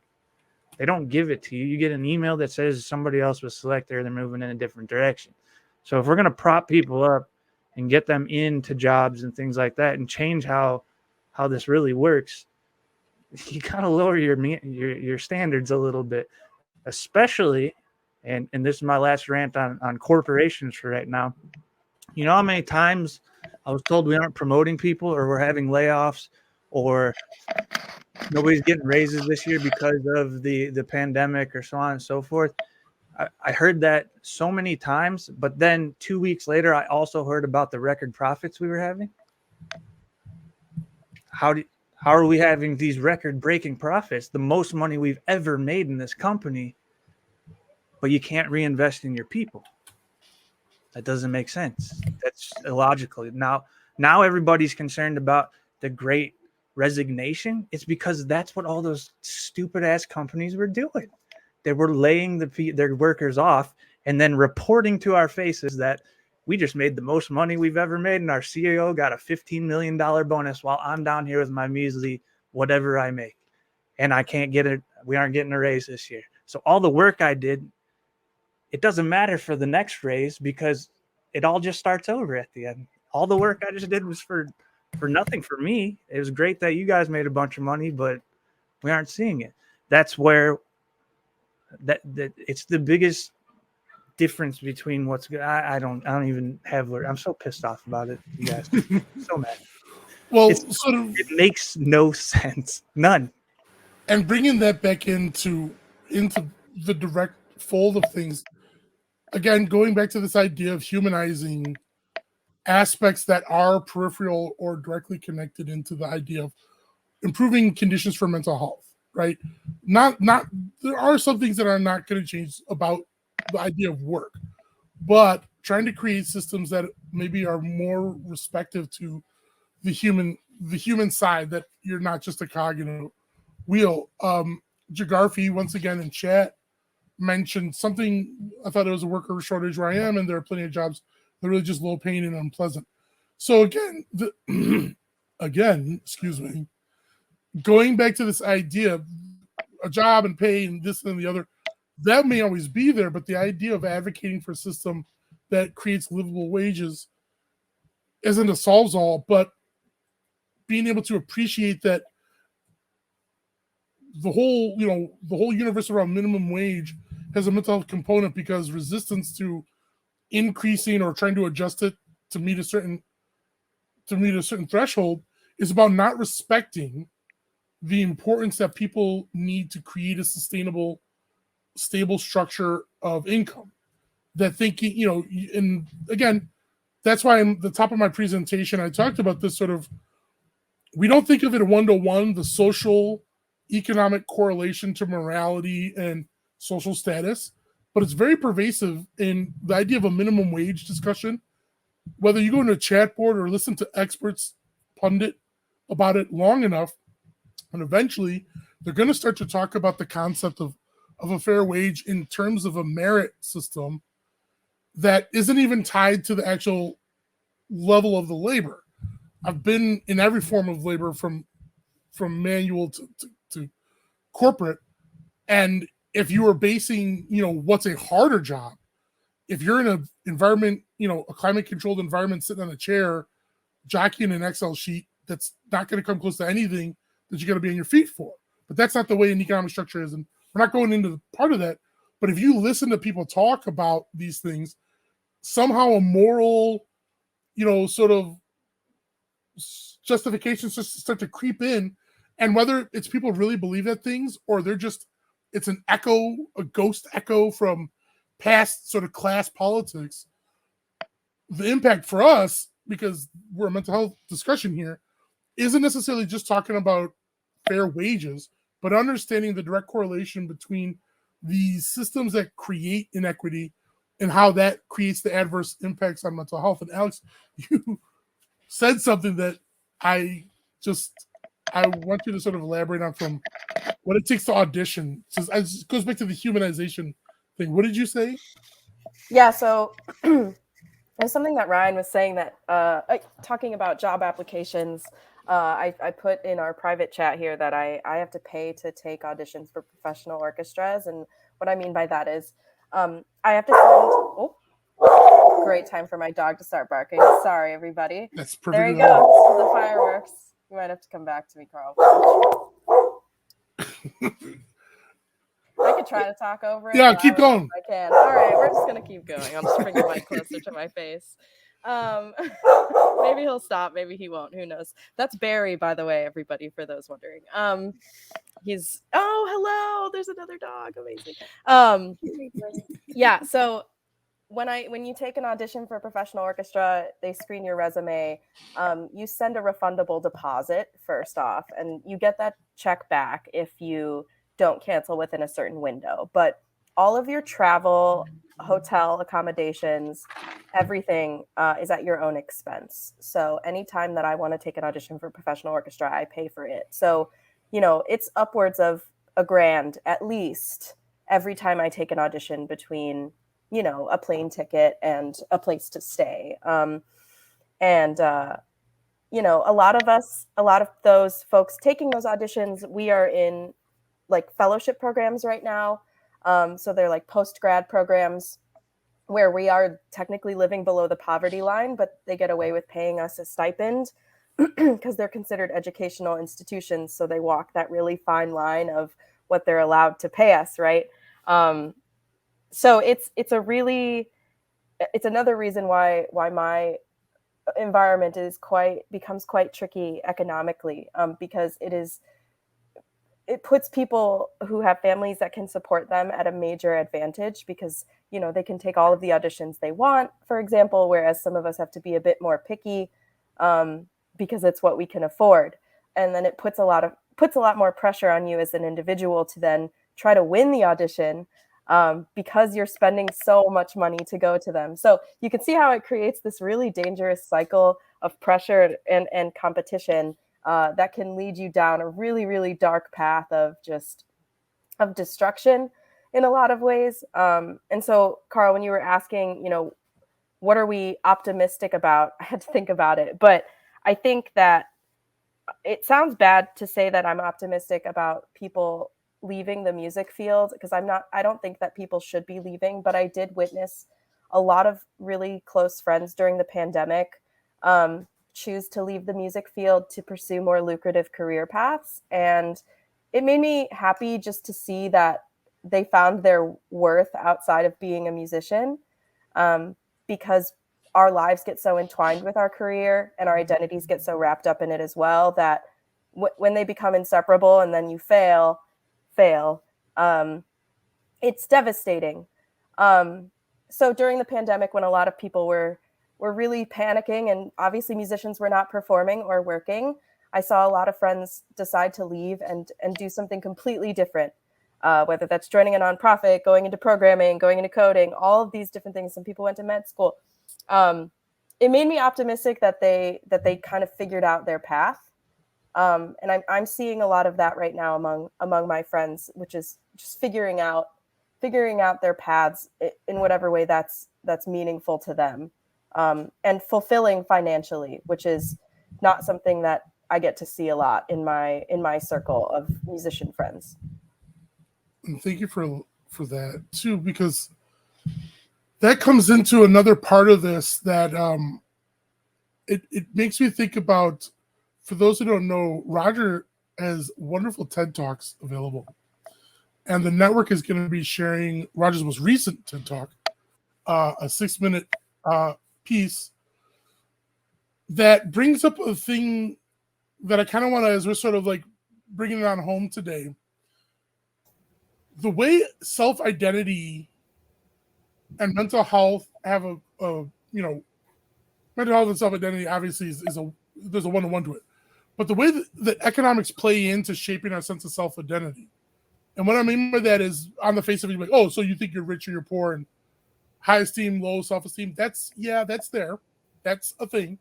But I also think about the way in which functionality, the way economics makes us have to qualify ourselves by our functionality, our output, and our contributions is a direct echo shot into our mental health. So holding a job, where your kids are in school performance academically, because this is all part of a linear line of your functionality is your worth and value. But in getting into this, Roger, I kind of wanted, if you could talk a little bit about your recent TED Talk and the amazing insights in the word selection system that you use. Could you sort of tell us a little bit about that? I'd be happy to. There is. I speak in a lot of high schools, and there's a slide that I use with about 45 descriptive words on it, and I use this in audiences everywhere, not just in high school. And I ask people if they could take a minute or two to pick 2 or 3 words they would use to describe themselves. Now, this list contains positive and negative descriptions. And after they've done that, I say, now think of somebody in your life that cares about you, someone I call a truth teller, and imagine 2 or 3 or 4 words that they would choose from this list to describe you. And once they've done that, I ask how many people have 2 different lists, even if the lists are different in some small way. And everywhere I go, 75 to 100% of people say yes. The way I describe myself is different than the way the people who love me and care about me describe me. And the reason for that is multifaceted, but one of the big reasons is, and this is why the TED Talk is called Words in Red, is those negative descriptors. I then put those up in red. And I say, lots of people put those words in their self-description. The people who know us and love us don't do that. So we're harder on ourselves. I ask people all the time, have you beat yourself up in a way that you know that's unfair? And people say, I do that all the time. So have you said things to yourself that you would never say to another human being? People say, yes, I do that too. This gets into this whole area of people who are just suffering in their life, and they're not chemically ill, they're not diagnosed mentally ill, they're just really suffering. Go back to Operation Snowball, Carl. I mean, in all the years I've been involved in that and the thousands of students that I've worked with, far and away, the biggest problem amongst teens is that they're just suffering because of abuse at home or alcoholic parents, or they're in a relationship that's abusive. They're, a girlfriend or a boyfriend who really abuses them. Life is just really difficult at that age for so many different reasons. And so the TED Talk is called Words in Red, and it's really all about self-image and the fact that we beat ourselves up and we put words in red in our self-description, and they don't belong there. So I don't know, I took more than 6.5 minutes in order to tell you about this 6.5 minute TED Talk. So there you have it. But it's beautiful, and this is, I think, a perfect place to really drive into, because ultimately any conversations that we have on mental health, going back to the humanizing element, we've got to focus ultimately in the core part of our own identities, because all these things, the brutalities of capitalism, institutional, standards being inadequate, the impact ultimately is on our core self, right? And finding the strength to communicate those things is the biggest challenge. So I just kind of, as we talk about, as we're going in today, I just want to talk about that part of think about you're living with a mental challenge that prohibits you from working. The way that has the compounding effect, that the way other people could look at you, maybe your family, or you might have a personal friendship structure that is supportive and they understand what you're going through, but you may not. Bringing up the generational thing that some families, immigrant experience, or going through, they grew up poor, so you've got nothing to cry about. And you find you can't even basically get a school test done, or you can't hold down a 6, 4, 8 hour shift because there's just some things happening that just make functionality impossible. We have societies, and again, this isn't American centric. We have societies that have made our entire identities have to revolve around our functionality and output to the community. And that's kind of where I want to like bring this on home today, is just talk about that impact and the way we can resist. Ryan. I think it's important, and I look at identity kind of different than most people. I think I'm a veteran, right? That's not my identity. That's just something I did. I know most people would place me in that veteran identity, but I think it's important that you choose your own identity. You pick what you want to be. When I got shot and I ended up in a wheelchair, it was like a movie. The doctor comes in with the clipboard. You're never gonna run again. You're gonna struggle walking the rest of your life. And for 2 to 3 weeks, I sat on my couch and just believed that shit. But why do they get to choose that? Why does a doctor get to choose that? Because of these things that happened to me. So I got up and I taught myself how to run and walk, and I eventually competed internationally in track and field, right? Some shit I'm not supposed to do. And I like shoving shit down people's throats when they tell me that I can't do something, right? And I did. I shoved that right. I sent my medal to my doctor's office. It's in his office. Hey, man, here's some shit you told me I couldn't do. Maybe think next time before you say that to somebody. You know what I mean? Like, I get it. You're a doctor. But I think it's important, one, you get to choose your identity. And that goes through everything we're experiencing culturally right now, everything, my own personal life, so on and so forth. But I think it's also important to know that your identity is going to change. You can change. You don't have to just have one. It's going to change. When I was in high school and the recruiters came in, I said, that's a dumb thing to do. Why would anybody join the military? Why the hell would they do that? It makes no sense. Go put yourself in harm. It's stupid. 5 years later, I'm swearing into the military, right? Things changed. And now I'm in the military, right?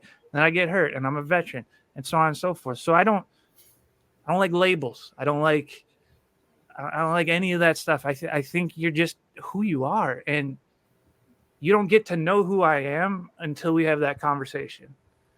And then, Yes. and then you can start learning about who I am. I don't need to tell you who I am because of some sort of identity or this and that. Just see me as a human being, like I see you. And then we're gonna start talking. And now we can kind of hash it out, figure out what we're about, what we're bringing to the table, that type of stuff. That's my spiel on identity. My son and Roger, you said the word thing. Part of his condition is he sees himself in a certain light that's not real. It's not a real light. He got a haircut the other day, and everybody's going to make fun of my big forehead. So I put my fingers to my forehead and brought it to his forehead, and my fingers are above his hairline. And I said, you really think you got a big forehead, or do I just have an enormous forehead? He goes, well, I guess not. And I said, listen, has anybody ever made a comment about your forehead? He said, no. And I said, so who created the problem? And he goes, well, I guess I did. And I go, so is it a real problem? And he goes, I guess not. And I go, exactly. You made it. It's something you don't have to worry about. And I haven't heard anything about a forehead since. It was just like stepping that out. And yeah, I mean, that's where I'm at. I'd love to hear other people's input on that as well. So Ryan, I would just say that I agree with you 100% that we all get to choose our identity. But after 11,000 phone calls on the suicide hotline, I will tell you that people out there are choosing an identity like your son that is inaccurate and incomplete. And that's what I deal with on the suicide hotline is exactly those kinds of exactly what you did with your son. I do that with callers every week on the suicide hotline. It's the Socratic method, right? Yep. If that's true, what about this and what about that? And pretty soon they go, yeah, I guess I never looked at it that way. And that's where we change. That's how we change. Is we have to stop this ridiculous shit that's going on out there. You can't make there's a million examples. Just watch the news and you'll see how someone's identity affected somebody else, and it makes again, Makes no sense. That seems to be my common theme today. It makes no fucking sense to me, you know? That's a good point, and I'm glad you brought that up too, Roger. And you know, a lot of heads nodding, so feel free to jump in when you want. But Jianna, I kind of want to, if you wanted to reiterate sort of something you were mentioning here about what you see in the roles. Yeah, so I feel like, so I guess, Ryan, can I use you as an example? All right, so from a medical standpoint, if you did come to me for OT, PT, that sort of, I know you did both, because obviously, but if you came to see me as an occupational therapist, I'm not going to look at you and say, well, your body's not working, let's try and fix it. But I'm going to say, how can we give you something else to use so that you can reach high cabinets? Or just how am I going to change what's around you, right? So when I look at identity, and that was a traumatic change, like that happened, you didn't plan it, your whole world changed from under you. And at that point, you're a partner, you didn't have kids yet, right? You did. Okay, so you were a father. Sorry, I was muted. Yeah. Yeah, so you're also military, but then you're a volunteer and you are a sport connoisseur. Like, you're so many different roles and you have so many identities. And if you look at what you're doing in what role, then we have to go back to what's important to you. So as a doctor, he doesn't want to set you up for failure. He doesn't want to make false promises. So I can see why that was said to you. But at the same time, it has to be put back on you as the individual to then say, like, these are my goals. This is my short-term goal that can reach long-term. Or if I start this stage, where am I going to progress? And I really always go back to that idea, start where you are, start with what you have, and then go from there. Like, use what resources are available and do what you can. And so a lot of that is that we call them occupations, so activities, basically what you want to do, need to do, and then again, what you're expected to do. Like, you're still expected to nurture your kids. And that's still an expectation, whether you choose it or not. Some people put that on you. And then if you're like, well, I don't want to do that. Okay, well then what do you want to do? And what are we going to do then for your child instead? And we have to find those gaps. Like, we just have to work with it. And Carl, you're laughing because. No, it's great because it can be hard for people to appreciate that a lot of the kind of work to help improve ourselves and our identities is a lot of diagnostic, like, elbow grease. You know, it's a lot of these sitting down and having conversations with ourselves internally, and sometimes the internal can also be with trusted individuals. And but that's the thing. The system is so broken. And it's like this whole conversation, I'm thinking about the IEP process.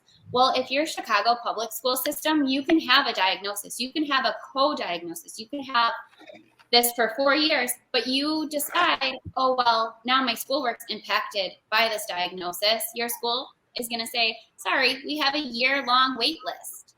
So because of the resources or lack of resources, you don't even get an opportunity to sit in that meeting and ask those questions and be there. And so these students are still presenting with these behaviors and they're getting reprimanded. And then the other students in the classroom are affected. And there's so much turnover in the staffing. So then there's not training for these employees and there's burnout and there's so many things wrong with it. Like, me specifically, I made more money as a consultative employee rather than them just hiring me on and investing in me. They were paying a third party. Like, why? Why did I have to prove myself and break my neck for 5 months for you to realize that I'm an asset? Or where I'm at now, why am I bringing my personal devices to do pediatric therapy? Like, that doesn't make sense. That's me investing in your company where you're expecting me to do that. Like, I don't know. But that's a huge cultural thing too, is that if you look at like if we're talking just money, education in every other country in the world is celebrated. Those people are paid. There's a reason. So right now in my company, we're the only training staff for this worldwide company. The reason is my salary would be 3 times more what they have to pay the people in India or Germany or anywhere else in the world. So now I get to teach worldwide. That's how it was presented to me. Like, all right, cool, my extra responsibilities. But my pay didn't go up. It's because education is something that they're big on in all these other countries. Whereas here, it's not. We still talk about it. We still use it for XYZ, but the funds, it all comes back to that dollars and cents, right? Yeah, I hear you. I grew up in feast or famine, and I had to my mom did her best. Like, I'm not saying that, but we either had everything or we had nothing. Like, there was no in between really ever. And at one point I started high school. We had the means to do so. I went private. By the time I was graduating, we had, again, nothing. I had to be sponsored technically just to complete my education. And at that time, my little brother was starting high school. He didn't even finish high school yet. I have a private school education. And then I'm the only one who did college. So it's like that whole exposure and differences. Like, I look at my role at that time, and then I look at my brother's role at that time, and we were different. Like, I was my mom's daughter, he was my mom's son, but we grew up in 2 households. And that's a good example. You know, I think that brings it full circle in terms of, because we obviously can appreciate we're never going to get, you know, all the major institutional heady questions out of the way or things like that. That the way economics plays, even right down to the very way we're brought up, happens to tie into how that impacts our mental health. And I think that's a good place to put a pin in it as we sort of wind down tonight. You've all contributed amazingly, and out of respect to folks' time, I think we're gonna bring things to a close. I typically have a different way of doing this every time, and I did it a certain way that was inspired by the person who's here, and that's Alex, who came up with an incredible idea. Or I don't know where you got it from, but I don't care. But I was inspired by you, and you can watch other episodes where I cite Alex. This is the Alex I'm talking about from Sound Mind. That I would thought it'd be nice to sort of wind down this episode with asking people where their head and where their heart is. So, for time's sake, as we winding down, I'm going to close out with Alex. Where's your head and where's your heart today? Yes, love this question. Glad you're using it, Carl. My head is a little wonky. I'm in the process of moving from Miami to Auckland, New Zealand. So, yeah, I got a 6-month contract with an orchestra there. It's wild. So thank you. Yeah, it's exciting. So just craziness of doing that. Heart is happy and sad at the same time, because obviously I'm really excited for a new adventure, a new country, all of the things that come with that, but leaving, you know, everything else that I know pretty much behind. So yeah, definitely a bittersweet feelings all around. So I'll go to Jen. How's your head? How's your heart?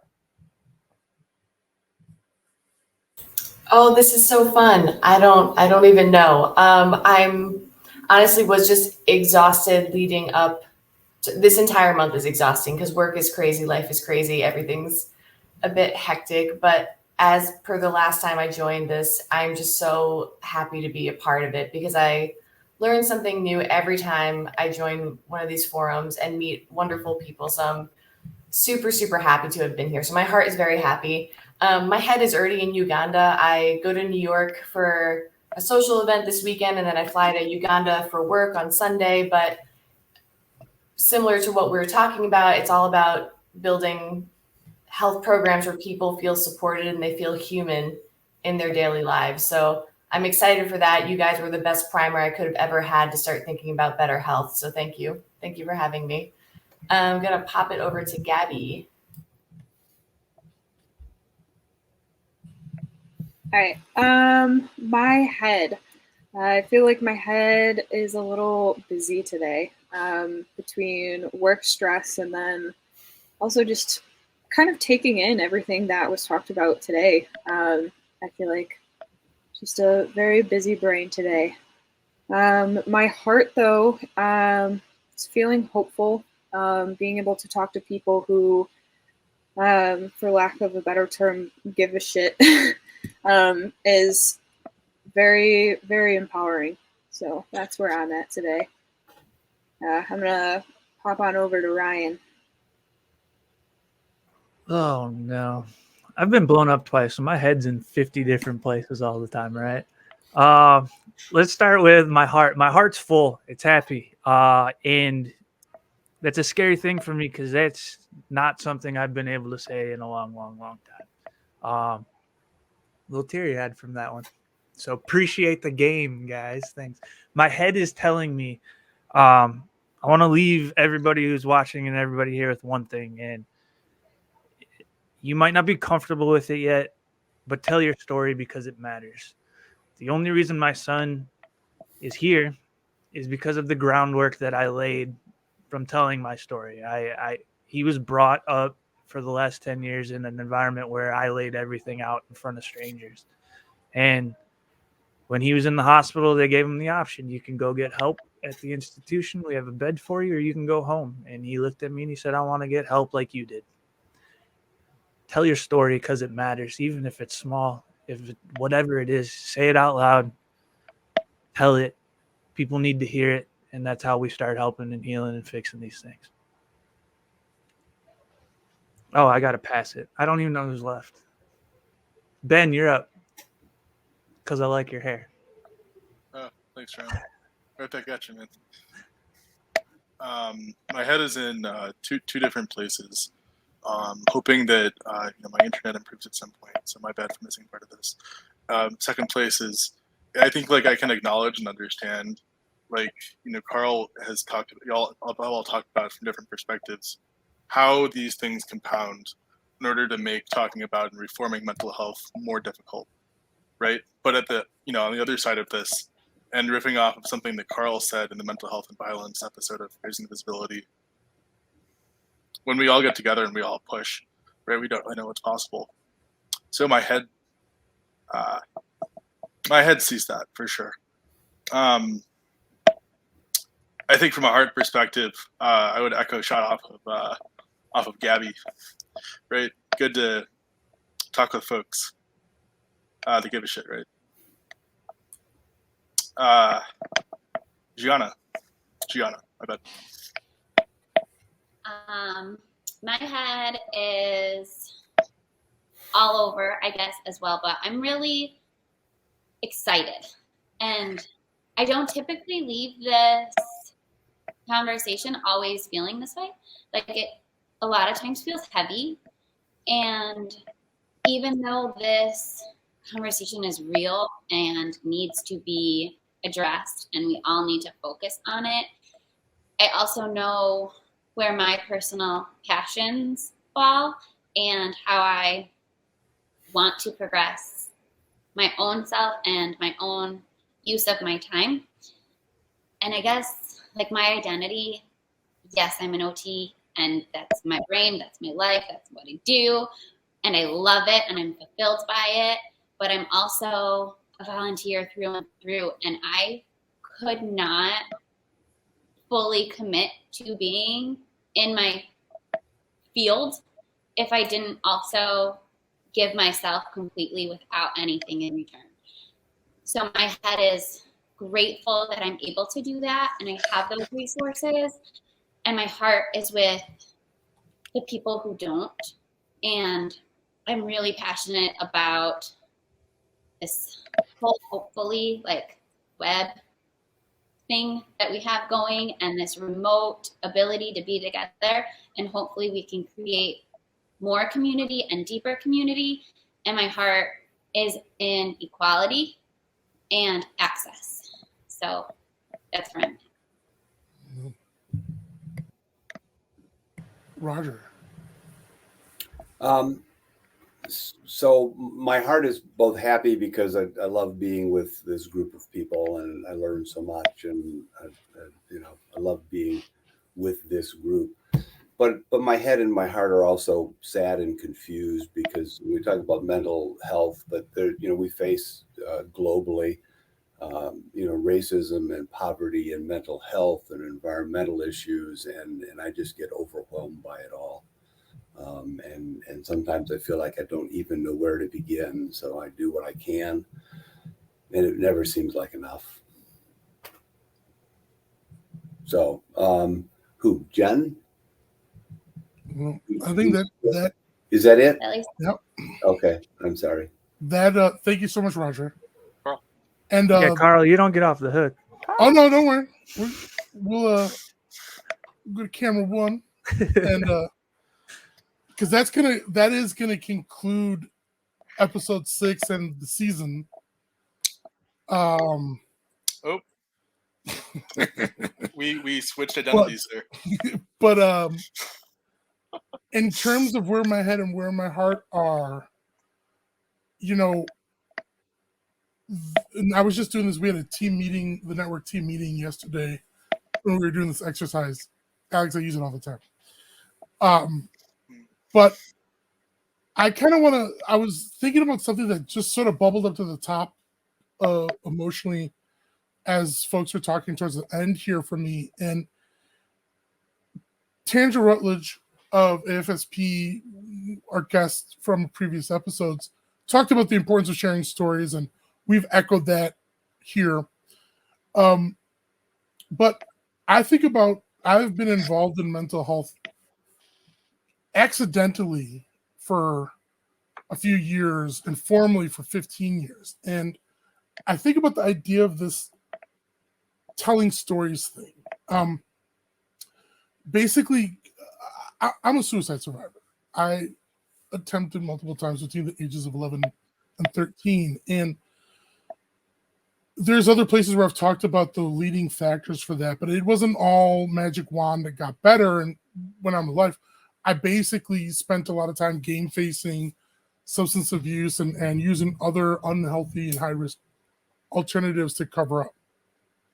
And for everything that I was going through, for the privilege of growing up in an affluent area, even if I grew up of a modest background myself, I never correlated with the things that hurt and the things that I hid from others as mental health. I really did, though, see them as like weaknesses. Didn't understand why I couldn't get my shit together. I didn't understand why I had thoughts that would come, nightmares that would wake me up if I went to bed sober. And I did not think about what I went through as mental health until I got to meet somebody at a place that you've heard me talk about in other episodes. It was very important to my upbringing as a sleepaway summer camp. And I got to talk to someone who was telling me about their experiences. And they couldn't have known. We were just sort of sharing where we were in life. But they talked about their experiences and correlating to seeing getting some professional help at some point, just passively, just as part of the stories they were telling. But it was like an opening in the universe to think that what was going on inside of me was related to things that, in the sense, weren't my fault. And it wasn't my fault that I couldn't control them necessarily. And that there were options or ways to deal with it. And my entire formal mental health treatment trajectory started from that one conversation. And the person couldn't have any imagination that that's what they were doing for me. And I would not, and I had been involved in social work since I was in high school because I liked the way I felt about it. But I didn't decide to actually commit to doing mental health work until that moment. And the person who shared that conversation with me is Jen. She couldn't have possibly known. We were in our early 20s when it happened. But this is the power of telling stories. And no matter how dark things get, no matter how bleak the universe can appear economically, environmentally, social and systemically, I'm never, ever, ever 2 or 3 steps away from reminding myself that, it's not just a TV show thing or a movie quote or whatever, but like in those darkest moments, like the way hope works is that we give it to each other and we give it to ourselves through others. That's who inspires us at the end of the day. And my life is changed by the people around me, and my life is enervated through the people I connect with. And for all of us, each one of you, I talked about this in the past episodes. I don't care that I'm a broken record before, but each one of you who's on screen, each one of you watching tonight, if you do your damnedest to carry your story forward and share it and never ever hide it and never ever be ashamed to say your truth, you do yourself the justice and give yourself the illumination and innovation, but you also take one step further out to change the world. And each one of you, I've had the privilege of being deeply impacted by a connection to you. Each one of us, you all know, we have our own individual relationship to one another. And here we're all combined to impact others. So no matter how gloomy it gets, it's knowing these things that are real. This isn't fake. This isn't bullshit. But that's how change happens, and that's how things get better. And that's where my head and my heart are, is knowing that hope is a real thing, and it's not some imaginary product placement. It's something that we give and assure to others. Take that with you. Take it into your lives. Take it amongst those you care about, your family, your loved ones, and your friends. And you do make the world that much better step by step. I need to thank all of my amazing guests, Ben, Roger, Gab, Jen, Alex, Jianna, and Ryan. I want to thank AFSP for being an amazing partner on these episodes. I want to thank our incredible production team, Scott, Ben, and Christina. Thank you so much. Paul, thank you so much. AC with the musical contributions. We holiday cheered you. The entire Hope for Us network, you're amazing as well. And most importantly, I want to thank you, the audience, whether you're engaging tonight or visit this content in later days. We value you and we appreciate your support. We're here to help you make the world a better place, step by step by step. So we've got a special little ending sequence we're going to go to. With that, I just want to say thank you to everyone. Have a wonderful night and take care of yourselves.